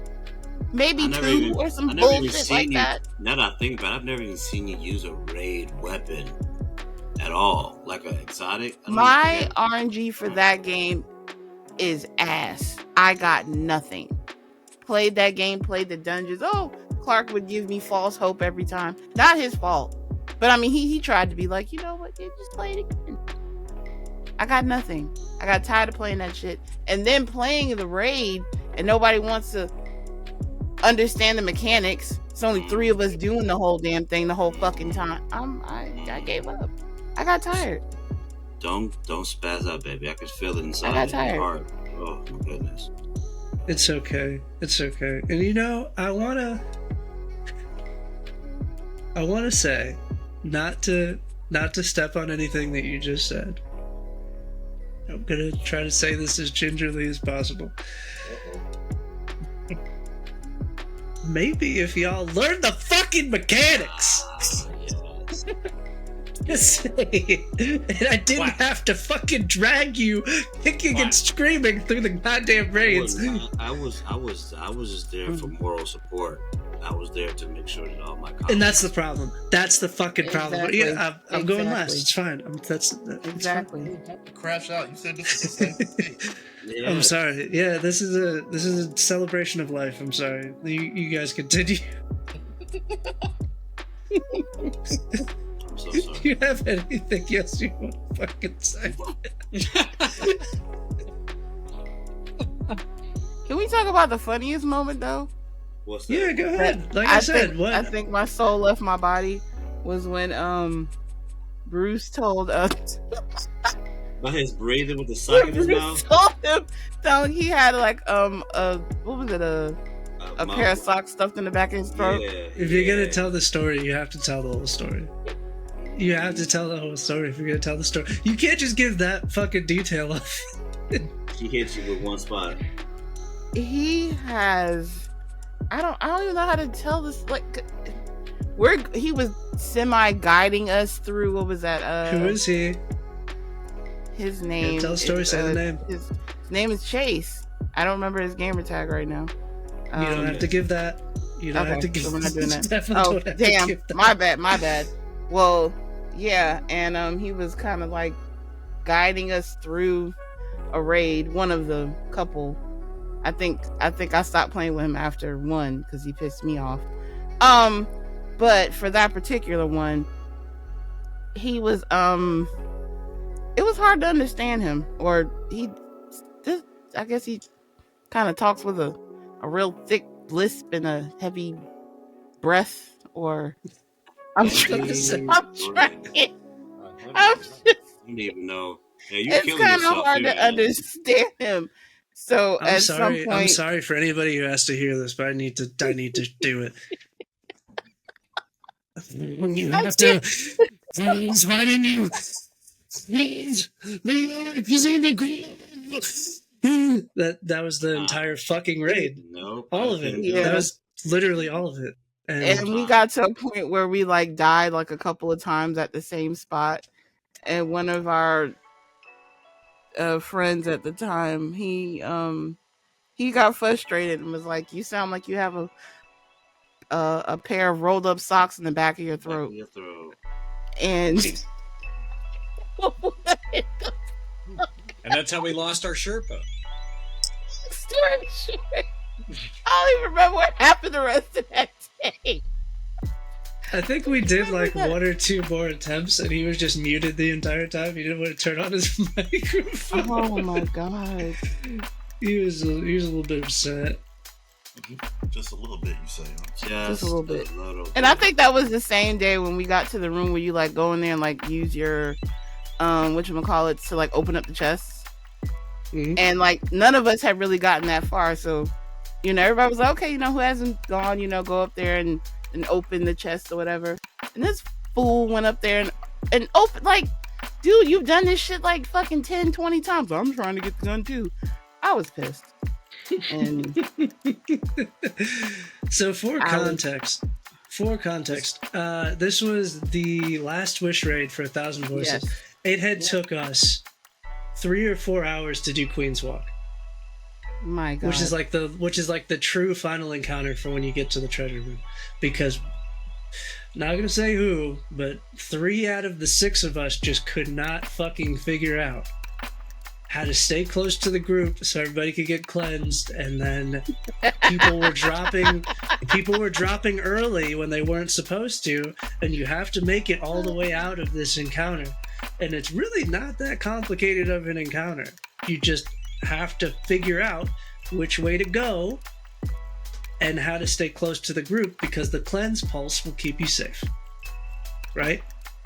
Yeah. 3 hours on one encounter is a lot. And by the end of it, everybody was ready to... I was ready to flip a table. Christ. No, this is outward going violence, not inward. Oh, I was ready to end it all. I'm like, I can't do this no more. Yeah, but when we got there, me and Chase had already gotten 1,000 Voices, which is the exotic from that raid, right? Yes. But Chase was farming for a rocket launcher. So you have to open the chest in order to get those rocket launchers. So there's only a certain amount of chests. The chests are up on the stairs. I think there's like 10 in total. I think you can go in there with 3 keys, so you can open 3 chests. We had also farmed to make sure that everybody had like 3 keys, like 2 or 3 keys. Everybody got more than one chance to open the chest. So there was not enough chests to go around. I didn't open any chests because I already had the weapon. Oh, I'm sorry.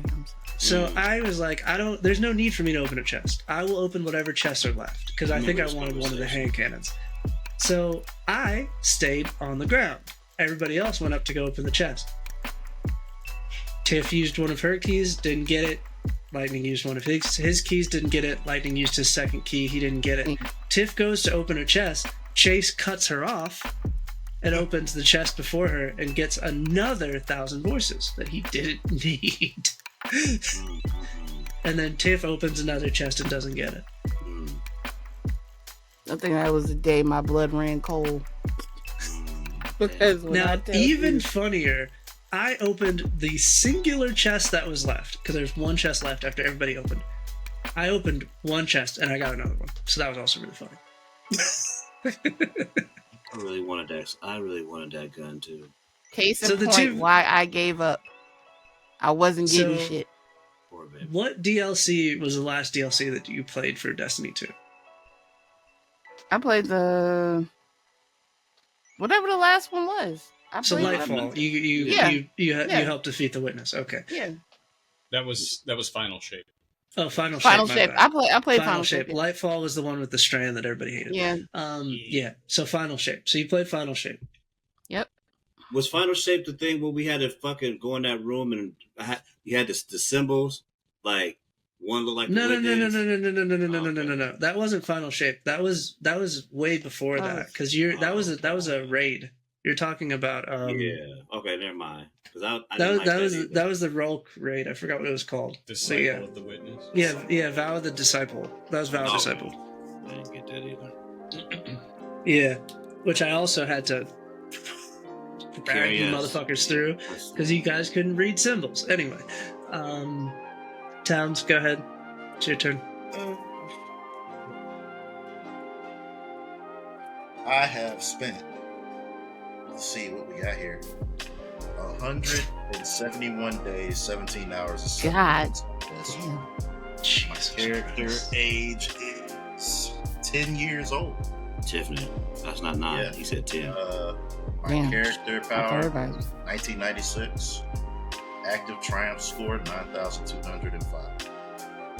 Did you do anything? Wow, else? he pulled up the raid report. Okay. Okay.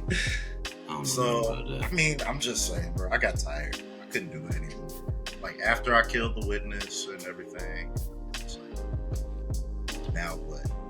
And then they just started popping up more DLC. I'm like, wait a minute, you killed this motherfucker. I thought this was done. I thought this isn't it. This is it. Like, what else?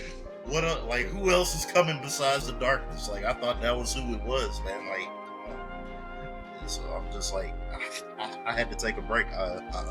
Like, this wasn't just like a usual break of like, all right, I'll play it when I feel like it. No, this was, I uninstalled the whole game and just haven't looked back for a while because It broke my heart to do that. I couldn't do it anymore. I was like, I can't keep giving y'all money every 6 months.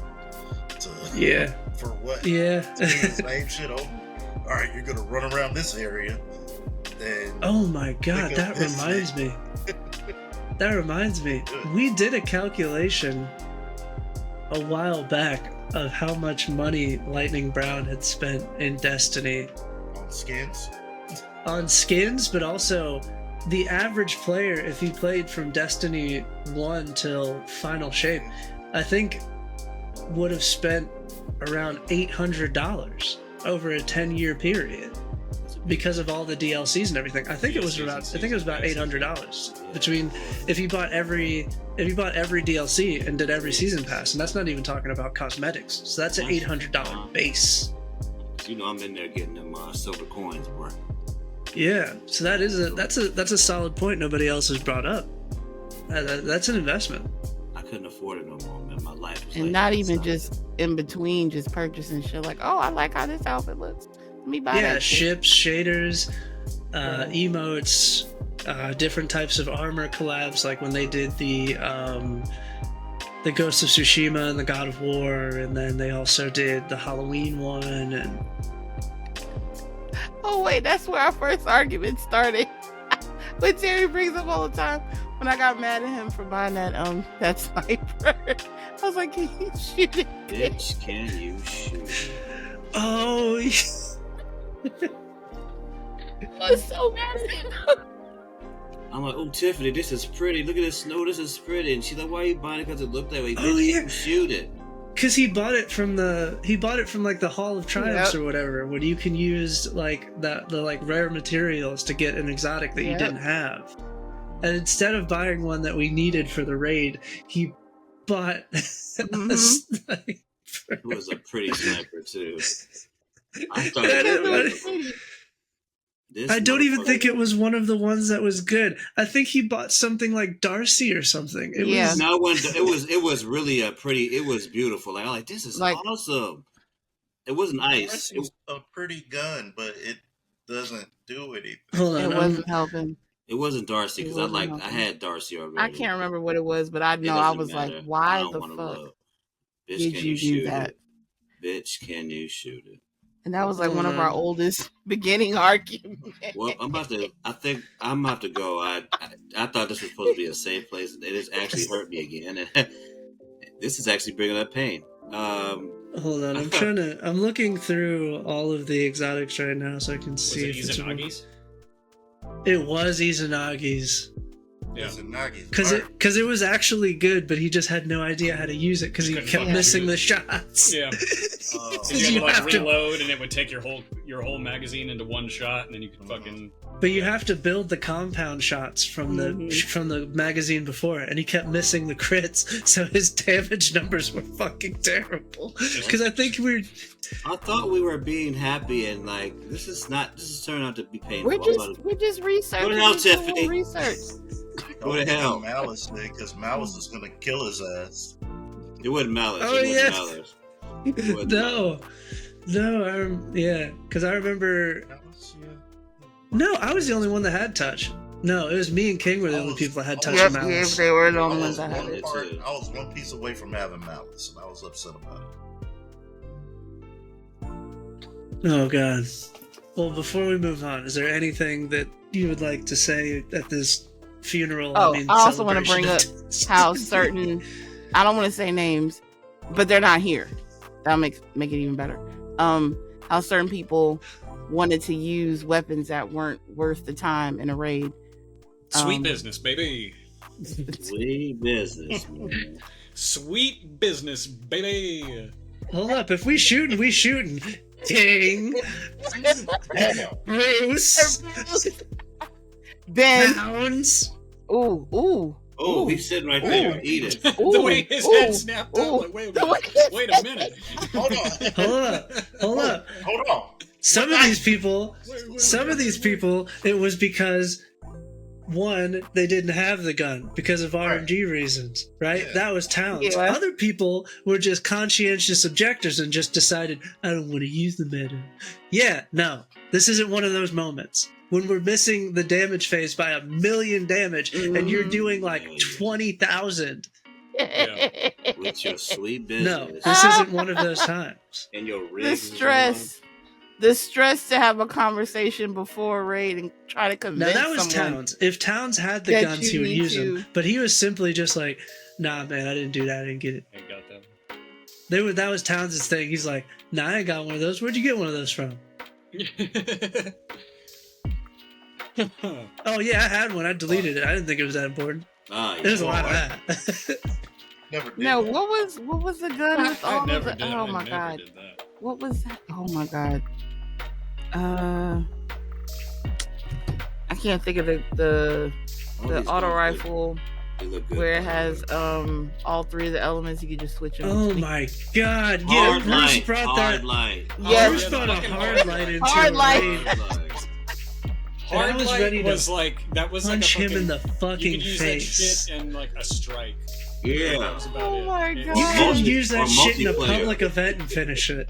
No, it was the. Bro, because it was good. It was great when it came out, and then they nerfed it to fuck, and then it sucked. They nerfed that shit in the ground, and it wasn't worth a damn. What are you using for DPS? They nerfed it because people were killing. They were killing in fucking Crucible with it. PvP, man, because you could bounce it off the walls and fucking. Yeah. Like Oh my god, that reminds me, because it wasn't just Bruce, because Bruce brought it into one raid, then Ben brought it into another. Yes, and I kicked Ben. Yes. Damn. I kicked Ben out for that. Because I think we were like... I think it was Root of Nightmares. And we were stuck on the first encounter for like 3 or 4 hours. And I was done.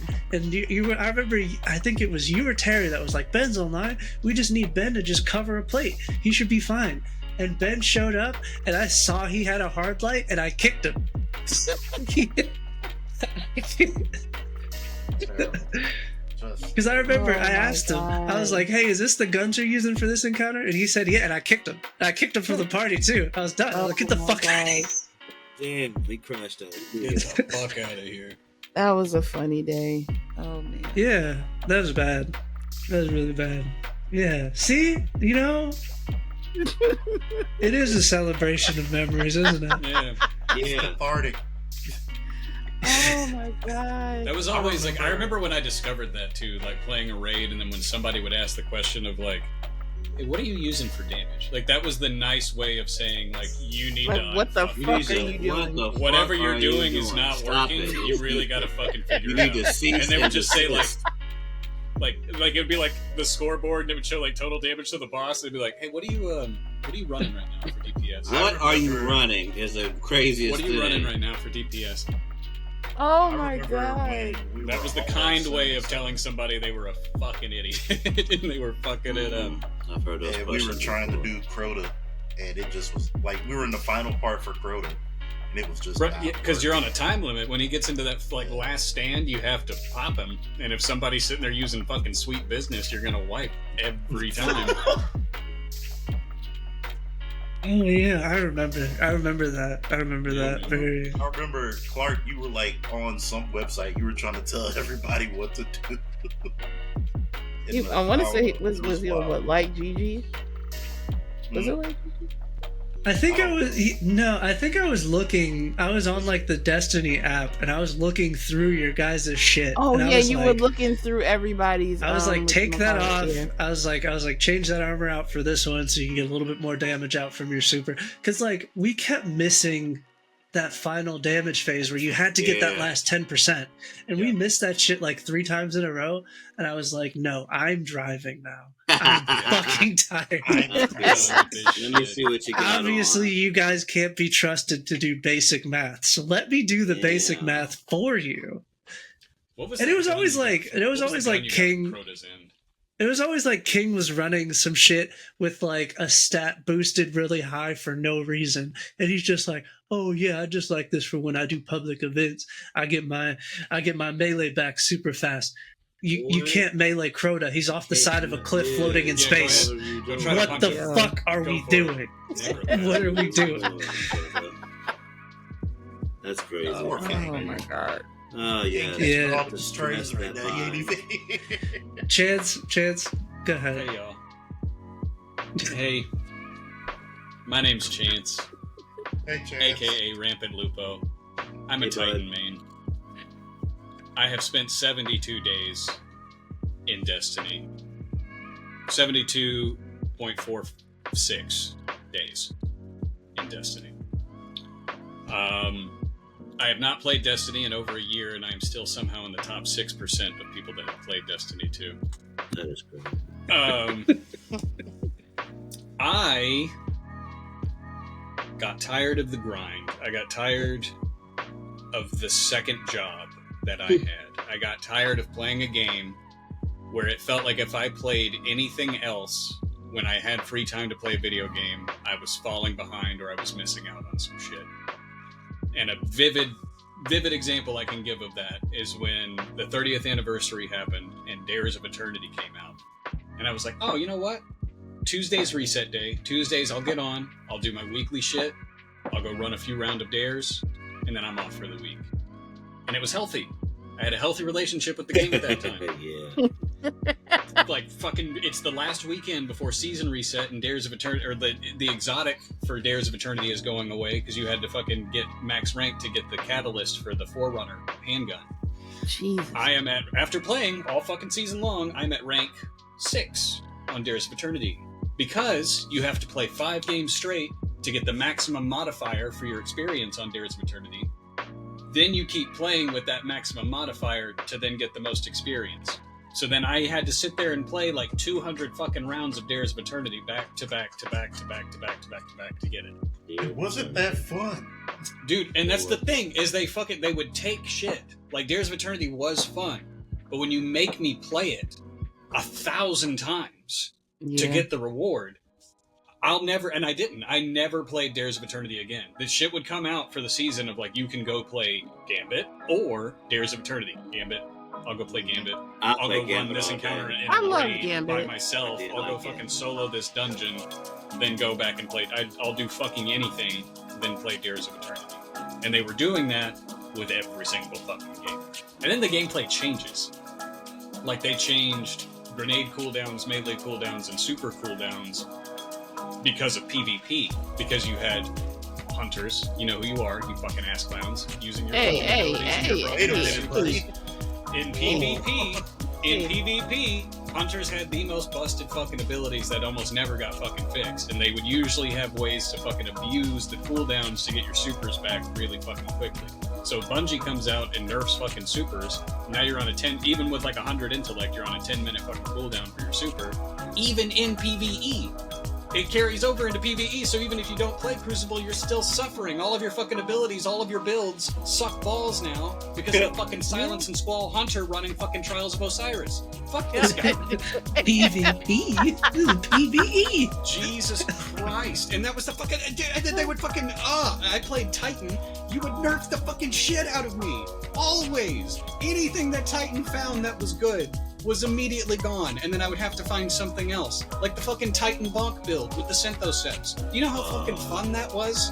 Do you know how fun that was to just create infinite fucking sunspots and heal infinitely and do crazy fucking melee damage? They nerfed it immediately. That didn't And I hurt had to anybody find because that something wasn't else. even viable It for wasn't PvP. even- I don't even know why they That's nerfed the it. thing. You can't use it in PvP. It was only a PvE thing, and they nerfed the fuck out of it. But then the thing is, the fucking hunters came out with their fucking Liar's Handshake, and they did the bonk build based on the Titan shit. That never got nerfed. That never got taken out of the game. Liar's Handshake 1-2 punch is still a fucking thing. You can still do 1 billion damage as a hunter because you're a hunter. And we fucking need you to play our game because 65% of our guardians play this stupid fucking class. So we have to keep you guys here. But we can nerf the fucking dog shit out of the Titans. And the fucking warlocks are starving. They're fucking starving. They're dead in the fucking alley out back. You guys aren't giving them anything. You Hunter run master well race, and you baby. shut the fuck up. That's all you do. You run well and you shut your fucking mouth. Hunter I'm Masquerade. laughing so fucking hard. It just Hold kept on. going and it kept going and it kept going. And it kept going and they kept fucking pushing me and they kept fucking hurting me and I was like, you know what? And then Lightfall happened. And I was in it for the story. The story was the thing that kept me coming back to keep fucking playing it. Because I wanted to see how the story ended. And then we played Need this Lightfall. to be And Lightfall didn't have a fucking story at all. Take off the fucking Dude, Lightfall didn't have a fucking story at all, dude. It was literally fucking Karate Kid with Osiris teaching you how to use fucking Strand. And that was the He's entire fucking fucking spit. story of fucking He's Lightfall, bro. Yes, he is now. He is. And then at the fucking end, dude, obviously, the fucking darkness has been taking over your ghost since motherfucking Shadowkeep. Yes. Since Yeah, forever. Yeah. It has been talking through your ghost. We know this is a fucking thing. We know it can manipulate the fucking ghost. It needs a literally ghost. projected at the It end needs of a ghost to complete this shape into the fucking Traveler. You bring your fucking ghost with you, and then it starts floating up and up and up and up and up, and it's gonna fucking complete the shape. Oh, you gotta take the shot, you gotta kill the fucking ghost, and then you don't take the fucking shot. You don't, and then you don't take the fucking shot. The most obvious fucking, it's called Lightfall. Lightfall. No, don't shoot the ghost. Don't shoot the ghost. Let's not fall from light. Let's just make these fucking random ass fucking cyborg characters that are quirky as shit. And that's what it's about them. And it's about fucking Strand and Osiris. And that's it. That's Lightfall. Come back. Stay tuned to come back for Final Shape. Cade 6 is coming back, baby. We need numbers to go back up. You remember Cade 6? We're bringing him back. Yo, deadass, I'm gonna meet you halfway on this one. Fuck Osiris. Every DLC that's centered around Osiris fucking sucks. They all They're suck. all really They bad. all suck. I'm so sick of the Infinite Forest. They're absolute trash. This is the best thing that came out of the Infinite Forest wasn't even, it had nothing to do with the DLC. It was one of the seasons that came off of it that brought Saint 14 back. Yeah. That was it. It's the seasonal content that brought Saint 14. That was the best thing that came out of the Yeah, but that's when Osiris got revealed as a robosexual. Oh my god. Turns out Oh Cyrus likes my that god. propane way up in there, baby. He's out here checking oil, dog. What do you mean? He's getting his oil checked more like, you know what I'm saying? He really. Nah. I think I think I want to Osiris say I is the think top. it was I think Osiris is You the think top. Saints of Power Bottom? Saints of Power Bottom. not Saints a of Power. bad. But Oh my after all god. of that, and how much I can sit here, I could sit here and crash out on Destiny all fucking day.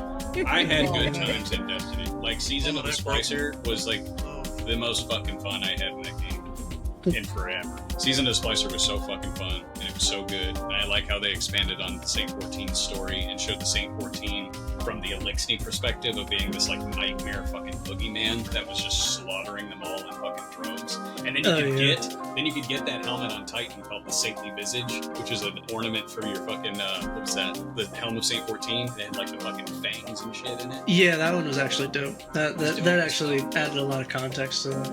Yeah. So I loved that game. I loved the story, but then they wiped their asses with me when it came to Lightfall. Tossed me away like a soiled rag. Fuck you, bitch, you're not a hunter. Get back out there and grind some more fucking Dares of Eternity. Wait. I can't do it. I have to ask, what was the last DLC that you played? Lightfall. Okay, so I get why you're saying that. If you would have played a little bit farther. See, no. Titans still get no love, but I swapped from mainly a pretty resolute hunter main to almost a warlock main instantly. Warlocks became so overpowered with Transcendence, it's not even funny. They became unkillable, all abilities always up, all supers always up. Like, it started to become where people were saying Titans were optional in raids. Like, they were just stacking warlocks. And then, like, one hunter. You needed one hunter with one golden gun, because if you had more than one hunter, it would bring the numbers down. Yeah. Good times. Yeah. Yeah. So that was that, and that was Destiny. And I have friends that still play it, or I have friends that talked about playing it. Like, you want to come back? Maybe we can re-download it and we can come back. No, can't do it, man. No. Because if I re-download it, you guys will never see me again. You'll never see me again. I'm gone. I'll be gone. Yeah. Thank you for sharing. Thank you. Thank you guys. It's okay. The best year that I've ever had. Okay. I guess it's my turn. Crash out, Clark. Here we go. Oh, fuck. Crash out in 5. Go ahead, do the countdown. 4. Oh, man. 4, 3, 2, 1. Send it. Hi. My name's Clarkson Rec, aka Crash Out Clark, aka Fuckface McGee. If that's a deep cut. That's a real deep cut. If you know, you know. It was Destiny related. I had to bring it back. Yeah, I have maybe the second most time out of this group in Destiny. I have 138 days, 6 hours, and 54 minutes in Destiny 2. My character age is 10 years, and I have all of the achievements, and I have every exotic except for 2. I don't have the Navigator, and I don't have Entropy. Yeah, I've done every raid. I've done every dungeon. I went to the lighthouse once. Mainly just because Trials was full of cheaters and it was disgusting. Also, Titans, fuck you when it comes to Trials. Because there was a point where the meta was just Titans doing that 1-2 punch with their arc builds, and it literally made me want to 1-2 punch my TV. It was disgusting, and it was all of Trials for like 3 months. So he talks about how the Titans got nerfed good. Go to hell. I hope they get nerfed to hell. I hope they get nerfed to the lowest circle of hell, which is cold. And I hope they grow ice cubes. When it comes to Trials. Cries and shatter dive. When it comes to Trials. Yeah, but God, I've met most of the people on this podcast from Destiny 2. The other half of the podcast I worked with in real life. We were all in the military together. God. Let me start with the good before I just spiral into crashing out. Destiny 2 was one of it got like time-wise it has to go down as one of my favorite games of all time. There's no other game that I can say that I've played for 10 years straight. Yeah, it better be shit. If you really think about it, I've played Destiny 2 for over a third of my life. I'm 27. Right? Just to put things into perspective. So, I want to start with that. Destiny 2 is the most imperfect, abusive relationship that I've stayed with for this one. It really is. Because it constantly hurts me, and I just make excuses for it because I love it, and I just keep coming back. It's like, I feel like a Tyler Perry protagonist.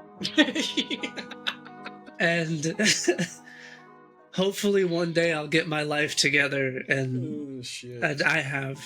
Because I too have walked away from Destiny after that much time.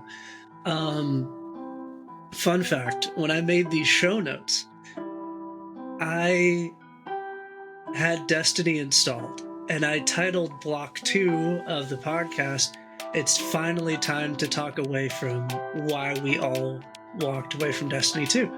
And I still had it installed. And I had to uninstall Destiny, and it felt weird.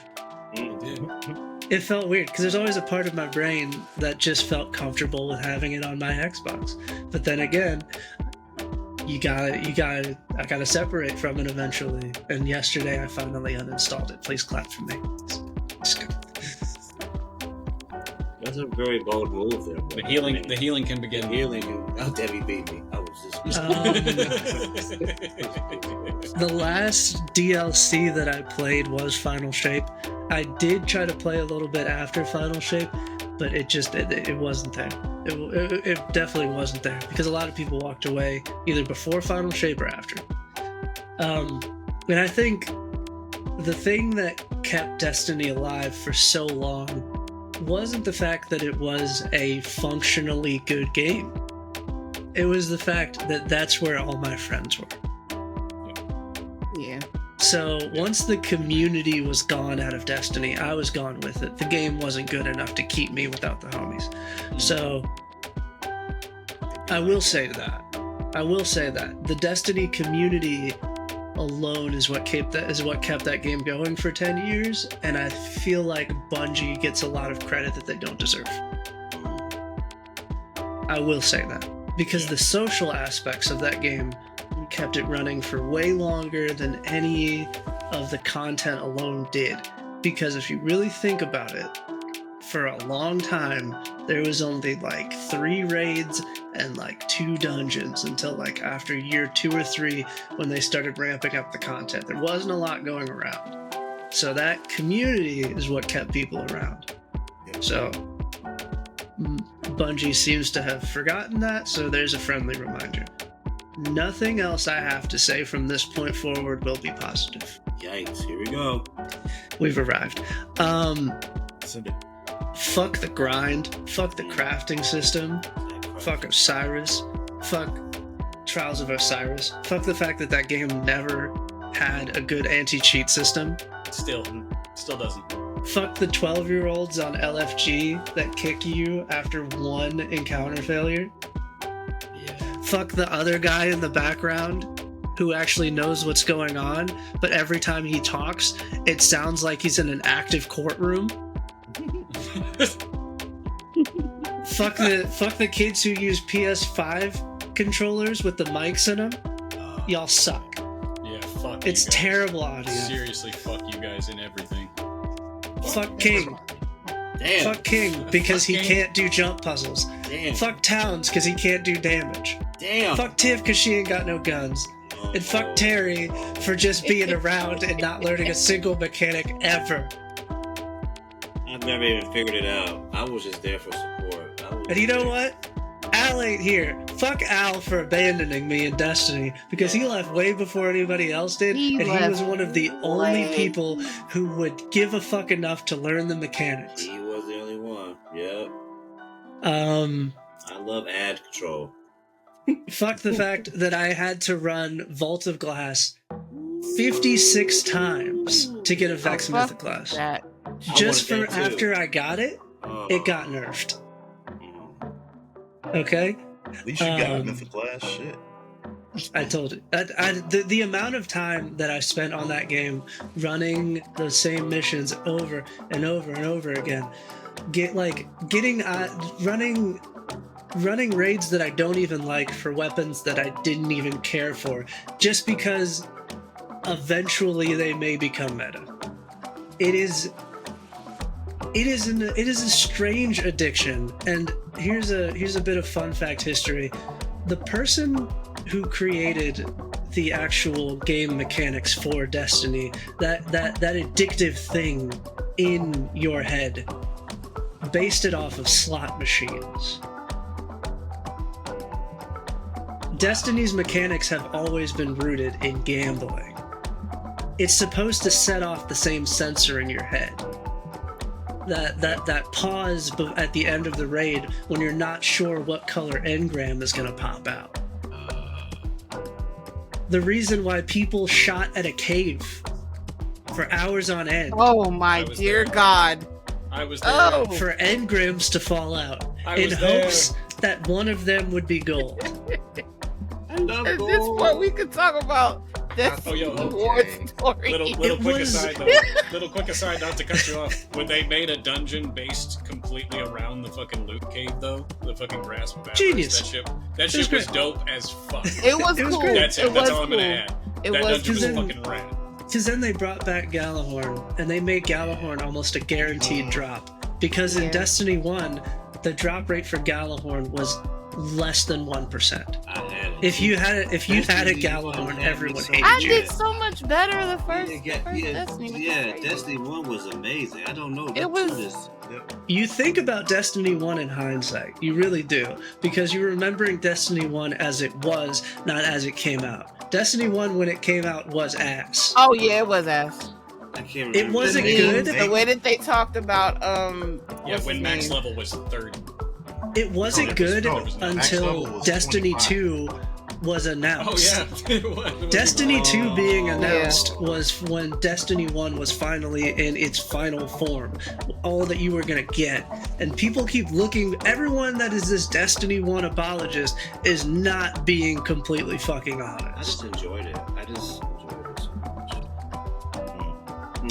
But I guess you're right. Anyways. Yeah. Interesting.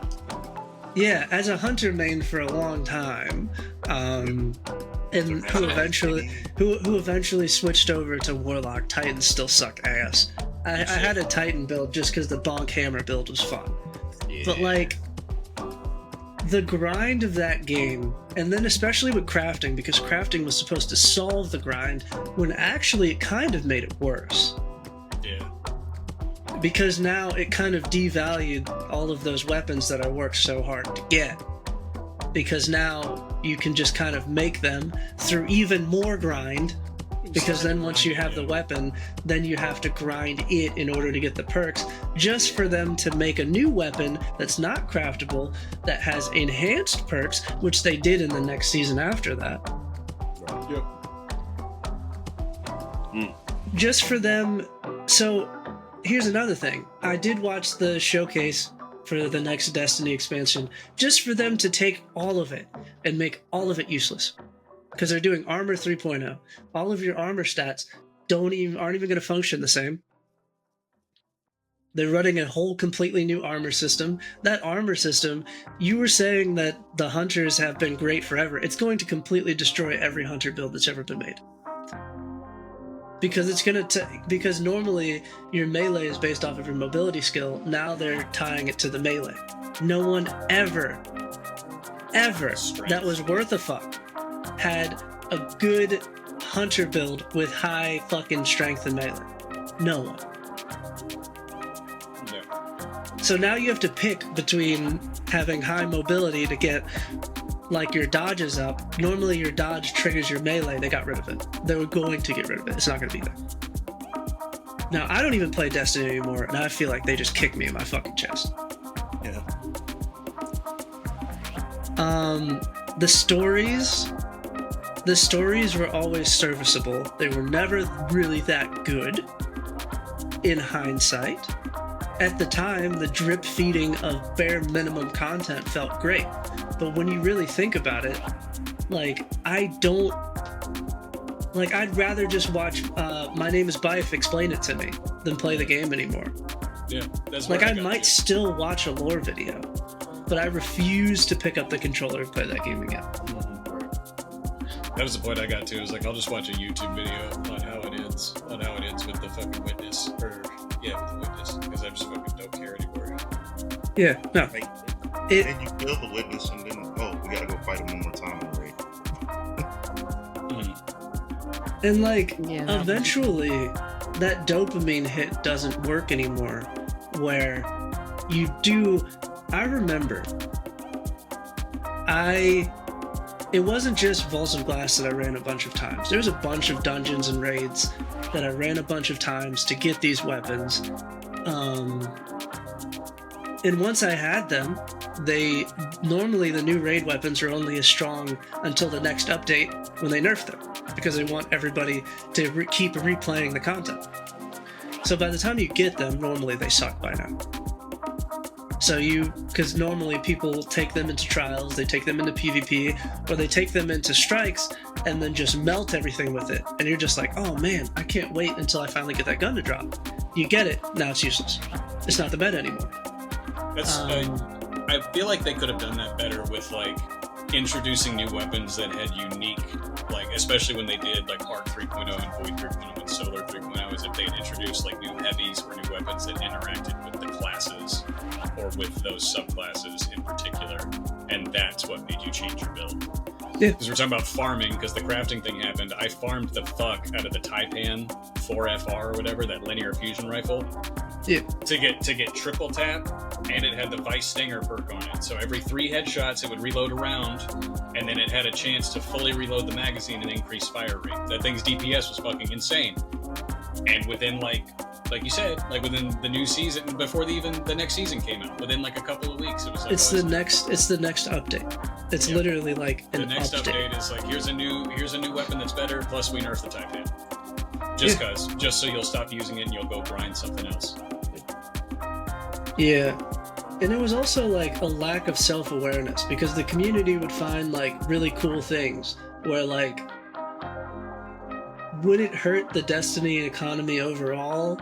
Probably. Was it fun to do? Yes. Did anyone really care about it? No.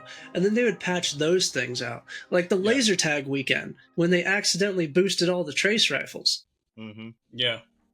Right? And everybody was using fucking trace rifles. Everybody was one-tapping people with trace rifles. And it got a name after a while. And then like a year later, they were like, you know what, as a joke, we're going to bring back laser tag weekend. It's like the self-awareness is fucking stupid. Like, you're late.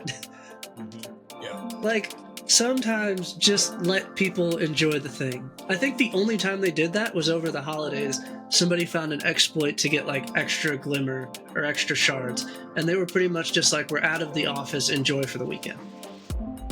Yeah. One time. You know what? Honestly, that's what I'm saying. If that laser tag thing had been a thing, and then when they came out with a community update, we're just like, hey, so yeah, we fucked up, there was a glitch here, and this is what happened. We're not removing it, we're just making a separate game mode in Crucible. So we've moved the bug over to this one particular spot, so you can still go have fun with laser tag. Yeah. It was that was the big, like you said, it was shit that didn't necessarily hurt the community. I mean, the laser tag thing probably did. It got obnoxious if you're just trying to run Crucible and everything. Oh yeah, it was like, ridiculous. You can't use anything but a trace rifle. But like with the Titan Bonk build, it doesn't hurt anything PvP wise. I'm not ruining fun for anybody else. If anything, I'm making it more fun because I can't fucking die. So we'll never get wiped in a fucking raid. It also didn't do a crazy amount of damage. Like, you're not one-shotting bosses with that. Like, you used it to survive the encounters. You didn't use it for DPS. You used a gun for DPS. Well, because what it gave you, like with the throwing hammers, because you could stack roaring flames. Yeah, it would give you. Shotgun, you have the tractor cannon. Like, it would give you 10 scorch stacks, and then you just go. It would give you like survivability. You couldn't fucking die. Crazy fucking ad clear and decent damage against bosses. You're not one tapping a fucking boss, but you can still do damage as a Titan. Like, whereas, like, if you don't have a hunter doing damage, you're not doing damage, because the hunters had the fucking Star Eater scales and were literally one-shotting people with the fucking, like, the bow or whatever. Yeah, and then they nerfed that, because then they nerfed the Star Eater scales, and then everybody had to use the hawk helmet. I forgot what it was called. Celestial Nighthawks. Yeah, Celestial Nighthawk. And then you had to, in order to use, so that's another thing that kind of pisses me off. In order to use the Celestial Nighthawk properly, you couldn't do normal shit. If you use the Celestial Nighthawk inside of a well, it does 30% less damage. Yeah. If you step out of the well and then you do like the dodge thing to become radiant, it does 20% more damage. Mm-hmm. So then it makes the well useless, because if you step into the well on accident, everybody's cussing you out. So like, no. Yeah. It's because of how the fucking damage buffs interacted, which they could have made them like additive or multiplicative or stacking. You know what I mean? Because that was the thing, is like Titans would run bubble because you'd get weapons of light, which gave you a 30% damage buff or 25. One of the two. Because you'd step out of the bubble into the well. You still have weapons of light, and you still have the healing from the well. Because whichever one was the most is the one it would give you. So weapons of light gave you more, but then they nerfed that to where it was in line with Well of Radiance. So now there's no reason to use the fucking bubble anymore. Just use because you would use the bubble for gun damage, you use the well for extra health. Yeah. Yeah, it was. I don't know. Like, looking back on it, like, I would be a hypocrite if I was just like, oh man, Destiny is the worst thing ever. Because it wasn't. It was a great game. I have lifelong friends because of it. And like, honestly, that's my wife's first like video game. Because she saw me playing it, and she was just like, I don't understand this, but you play it a lot. Let's like fucking play it together. So like, I don't know. Shut your lonely ass up there. Anyway. Oh boy.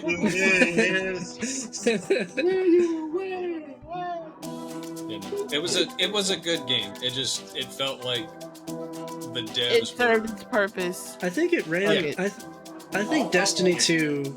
What's up? All I wanted them to do was bring back Sparrow Racing. The mobile version of Destiny did that.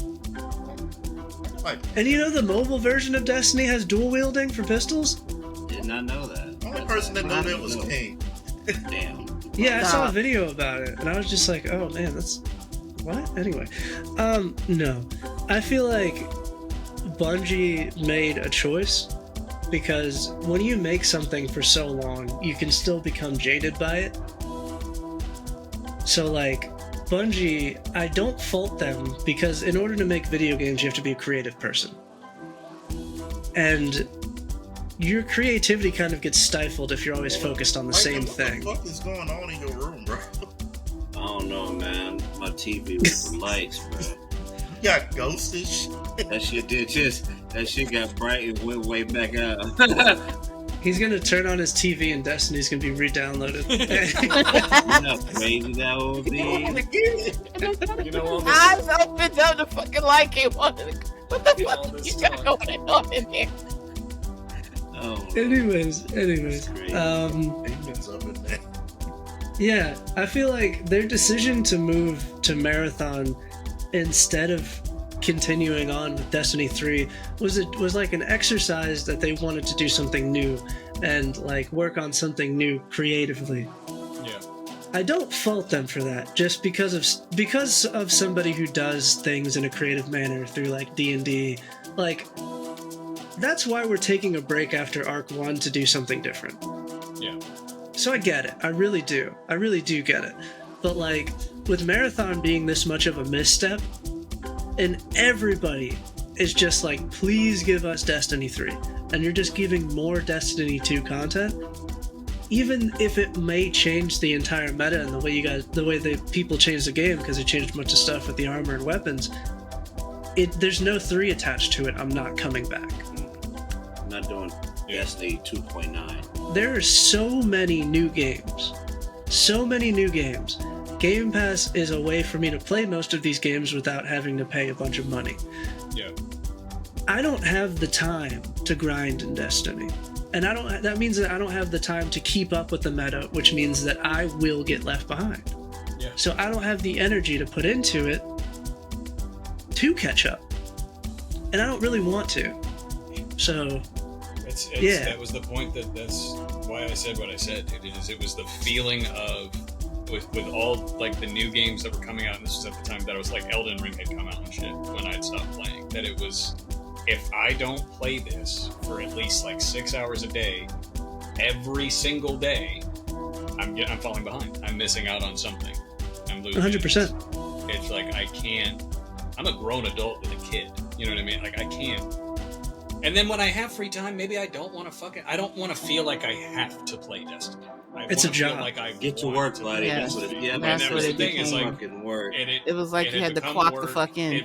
It felt like I have to get on Destiny today. Not I want to, I have to. Mm-hmm. And then the seasonal. My default mood every time I turned that game on was pissed off.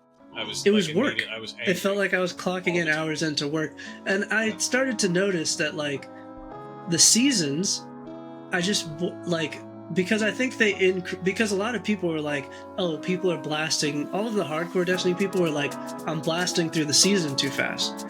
So what they started doing was they started making the XP to get up to the, like, actual final parts of the season, is they started making it longer. And then when they had to extend the seasons because of delays, they would add like another 100 tiers. And unless you're like somebody who's actively doing like your dailies, your weeklies, like the weekend raid of choice, the weekend dungeon of choice, and then it resets and then you have to do a different one. I'm just like, I don't want to do that. I'm not finishing these seasons, so I don't know why I keep buying season passes, because I'm not finishing them.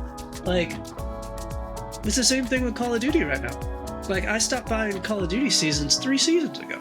They're only on season 5. After season 2, I was like, let me be realistic with myself. I play this with the homies to play a little bit of Warzone. The new guns are the meta, but like, who gives a shit? It's Call of Duty. Like, I'm not here to be like a hardcore streamer. Like, I just want to play a couple games. Yeah. You know, this is the first time I haven't bought the season pass or the goddamn Black Sale. I just, I ain't bought a Black Sale yet. I don't know about you. I just can't.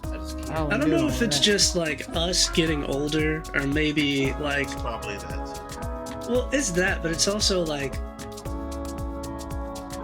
the whole games as a service thing is still an ongoing experiment. And like, Fortnite is proving that there is longevity in the space, which is why all of these other games as a service games keep chasing this, and that's why Sony keeps trying to push out more of these live service games, and they keep failing just because there's a secret sauce, which is community, that you just can't, that doesn't just show up day one, it's built.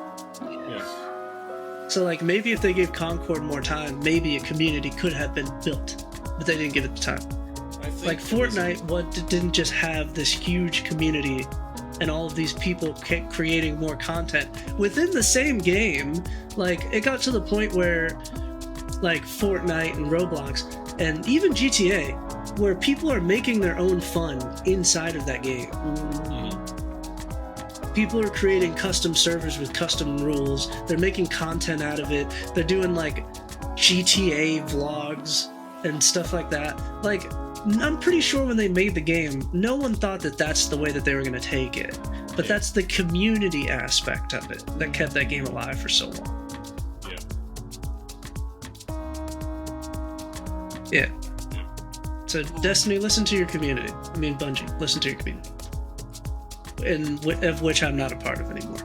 Yeah. Goodbye. Goodbye.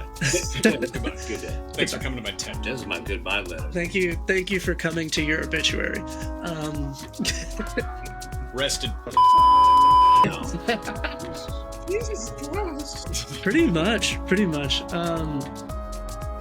God, that went on for a while. Let's do. I promised anime at the top of this, so we will talk about anime for a little bit.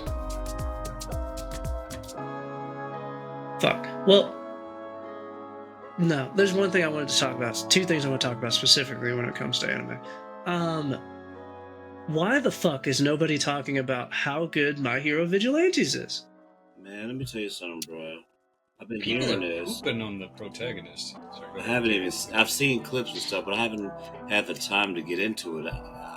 The 33's got me, bruh. I can't do nothing else right now. There is a lot of gaming shit. That's why we haven't talked about anime in a while. But like, I've been trying to catch up on some shit. Mainly like Fire Force, My Hero, Vigilantes, Windbreaker, and Yeah, there's a couple like, onesie twosies in between there. Catching up on Free behind Run. in Windbreaker, but yeah, I've been playing shit. Games, guys. Really, Expedition 33 completely took over. If I'm That's not doing true. something else, that was what I was doing. So, shit. That's fair. Yeah. That's fair. Yeah, if you haven't watched Vigilantes, you should.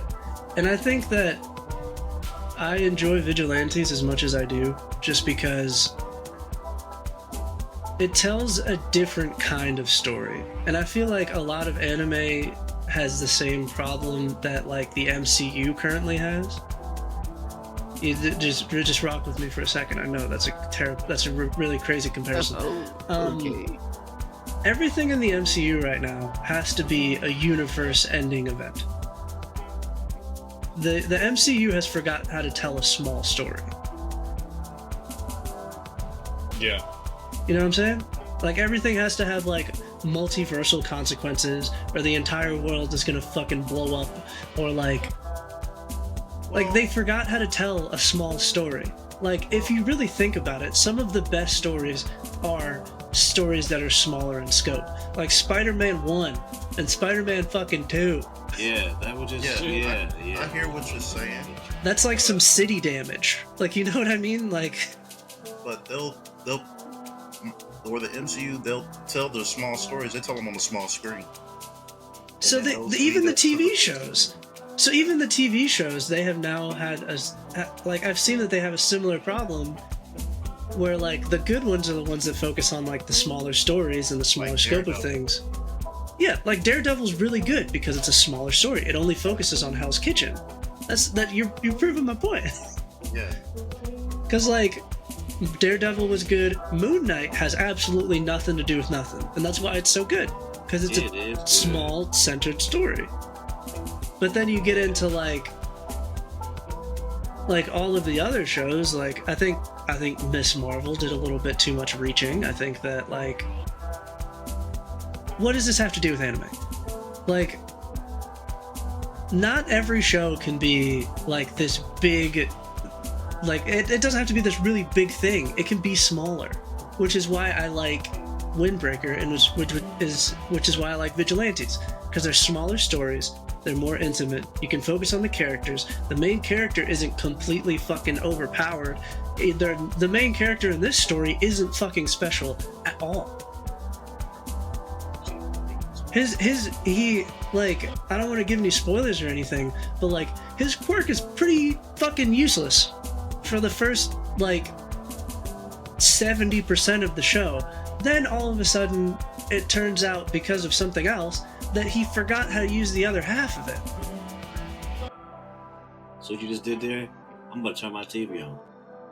So then, but then he still doesn't know how to use it up to the point that I'm watching. So like, it's one of those things where like, sometimes going smaller in scope will give you a better story. Windbreakers is literally about teenagers fucking fighting each other. There's no powers, there's no government fucking plot. It is literally just Pretty about much. teenagers throwing fucking hands. It is Mhm. great. That's why- It's excellent. That's You why know, I probably I think, could get like- into it the first time. I'm like, where's the magic? I It think doesn't need it. I think You One and his Punch damn Man was magic. maybe like a big influence on that. Because One Punch Man was supposed to be like a satire of Shonen Jump animes, of like you Yeah. had this protagonist that's like everybody's like super dramatic, and this dude just doesn't fucking care, and he kills everybody and like one taps him. And then people took that idea. It's like, what if we made like an actual Shonen Jump and made somebody not quite that strong, but people start out that strong. You know what I mean? Like even My Hero starts with like Deku narrating of like, this is how I became the greatest. And then you build up to that. But he's already like stronger than fucking everybody. You had that one, what's that one where it's like everybody's a wizard and this dude just works out a lot? Mashal? Yeah, that one. Mashal. Yeah, like fucking. And that's he's like a fucking, spoof. He's like Saitama again, but yeah, it's like a spoof, and that ended up becoming more popular. Is where you had like fucking Sword Art was another one. Like Kiriko was just a fucking super badass. Fucking Solo Leveling kind of does it, but that manga came out around that same time. So I think you had this trend of like everybody wanted to see the main character be this super powerful, like unbeatable fucking guy. And now we're kind of like, just based on what you were talking about, kind of getting into that, like, let's go back to the hero that kind of becomes stronger or is like the unlikely hero. You know what I mean? And like through like friendship and allies and cooperation, they overcome something else. You know what I mean? Like Windbreakers is like the whole premise of the story is this kid just wants to be a fucking savage. That's like he doesn't even want to be anything. He just wants to be the strongest. His whole mentality is, I don't fucking need anybody. I've never had anybody. I've always been a loner. Like, I'm just gonna go into wherever I go to and I'm gonna whoop ass and everybody's gonna respect me because of it. That is like a fair portion of the story, but then there's also like friendship, acceptance, especially with season 2, they have a lot of representation when it comes to like different kinds of people and learning how to accept different kinds of people. And like, you brought me here on the promise of whooping ass, and you have delivered on whooping ass. But I'll be damned if this isn't a beautiful story in general. Like, the rest of it is why we stay. Like, Solo Leveling had some really good fights, but like, if anything, I think the mystery of that show kept you going for longer. Because I just had to figure out, where the fuck are these portals coming from? How all of a sudden did he become so goddamn strong? What keeps giving him instructions? Like, Solo Leveling gets a lot of credit for its fights, and people say that the main character isn't a very good main character. If you have a really good mystery attached to it, he doesn't really need to be. He doesn't exactly. Well, and I know you hate this anime, Clark, but Attack on Titan kind of did that. Like, it starts it in season 1. It just didn't hook me. The shock and awe of these like monster creatures, right? And then you start to, and then it introduces the mystery with like, okay, well now you have a conscious Titan. Yep. Where the Titan's coming from? That what's beyond the wall? Why the fuck are you talking? Mr. Well, Tokyo Revengers did that because like Tokyo Revengers was like, well, no, not Tokyo Revengers. Tokyo Ghoul. Yeah. Tokyo Revengers, I don't know why that's a show that I don't know why I continued to watch, because it showed you what it was going to be and it never fucking strayed. The main character learns nothing ever. He doesn't learn a lesson. There is no lesson to be learned for him. He was a bitch in episode 1. He's going to be a bitch all the way into season 3. He is going to stand there every time his friends are in danger, and he's not gonna do anything because he showed you who he was and he didn't change. I'm dumb for continuing to watch it. You heard it here first, ladies and gentlemen. You heard it here first. I tell you what, like, you know what other animes are good? Are like the cozy little, like they have a little bit of drama in them, but for the most part, they're just cozy little whatever parts. Yeah, Delicious in like, Dungeon. Perfect Delicious example. in Dungeon is a Free run. example of that. Dude. What about the one? What What about the one with the pony girls? They just running in friendship. What the fuck are you talking about? My Little Pony. Nothing. Hey, yo, get this motherfucker out of here, bro. Get him out of here. Y'all never see that with that? It's like a school full of running horse girls, and they just friends, and they just want to run. Hey, this ain't that type of podcast, big dog. Yeah, that's the late night podcast. This ain't that. No, right? Speaking of those kind of animes, though, you guys ever watch Keijo? Oh god, man, greatest anime ever made, dude. Please don't. Keijo. Please don't. Please stop. Please stop. Hojo? Keijo. I think 10 minutes of an episode is all it took. I was like, you know what? This is for somebody. This is for someone. It's just not for me. I'm also extremely anti-fan service. So it does nothing for me. I'm not the target audience for it. I mean, I'm not going to yuck somebody else's yum. That's not why I'm watching him. So like, Glad you won't, brother. Whoa. Yeah, you enjoy that. Enjoy it, man. I'm gonna take a Fun look. Oh. Wait, I don't know. chill out. It's a silly little whatever anime. In conclusion, that's how we feel about some anime. I don't know. Yeah, We dude. don't have Watch more much to say anime, about man. it. Watch. Some of it's good, some of it's... Watch. What I think everything narratively could benefit from being on a smaller scale. How about that? Keep it simple. Tell smaller, more intimate stories because they're better. Yeah. Unless Not like you're Dragon Ball really, Super. unless you're really good at telling stories, then do whatever the fuck you want. Because like some people can tell these grandiose stories about like all this shit that's on a different level, and they're really good at it. Like you can get like a Game of Thrones where you can like zoom out really far, but like not everybody can do that. Sometimes you tell small stories. Cool. Well, if anybody doesn't have anything else, we have a session 0 to conduct for the super secret next thing. So maybe that'll come out soon, maybe it won't. What are people commenting down below, Terry? Down where? At the bottom of In what? the comments section, my dude. What comments? Hashtag... What is the hashtag going to be? For 0? Or for this? For this... For this one we did. I'm sorry, I was thinking about 0. I don't know, man. Hashtag hunters suck. No, that's Damn. not gonna work. I I don't know. Find your own destiny. I don't know. We can do this. If you are a Destiny 2 player down in the comments and you're still playing Destiny 2, you can just comment, I'm still there.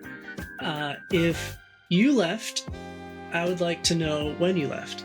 So like, if you left before Final Shape, just put before Final Shape. If you left after Final Shape, after Final Shape. If you didn't make it that far, just put the DLC that you left Destiny 2 at. I'm just curious. Mine was definitely some strange shit, man. That green shit had me bugging. Anyways, this has been the Chillin' the Party podcast. We are going to go talk about some stuff that's in the future, and then that video will come out when it's ready to come out. Hell yeah. Hell yeah, brother. All right, see you guys later. Bye. Until next time. Yeah.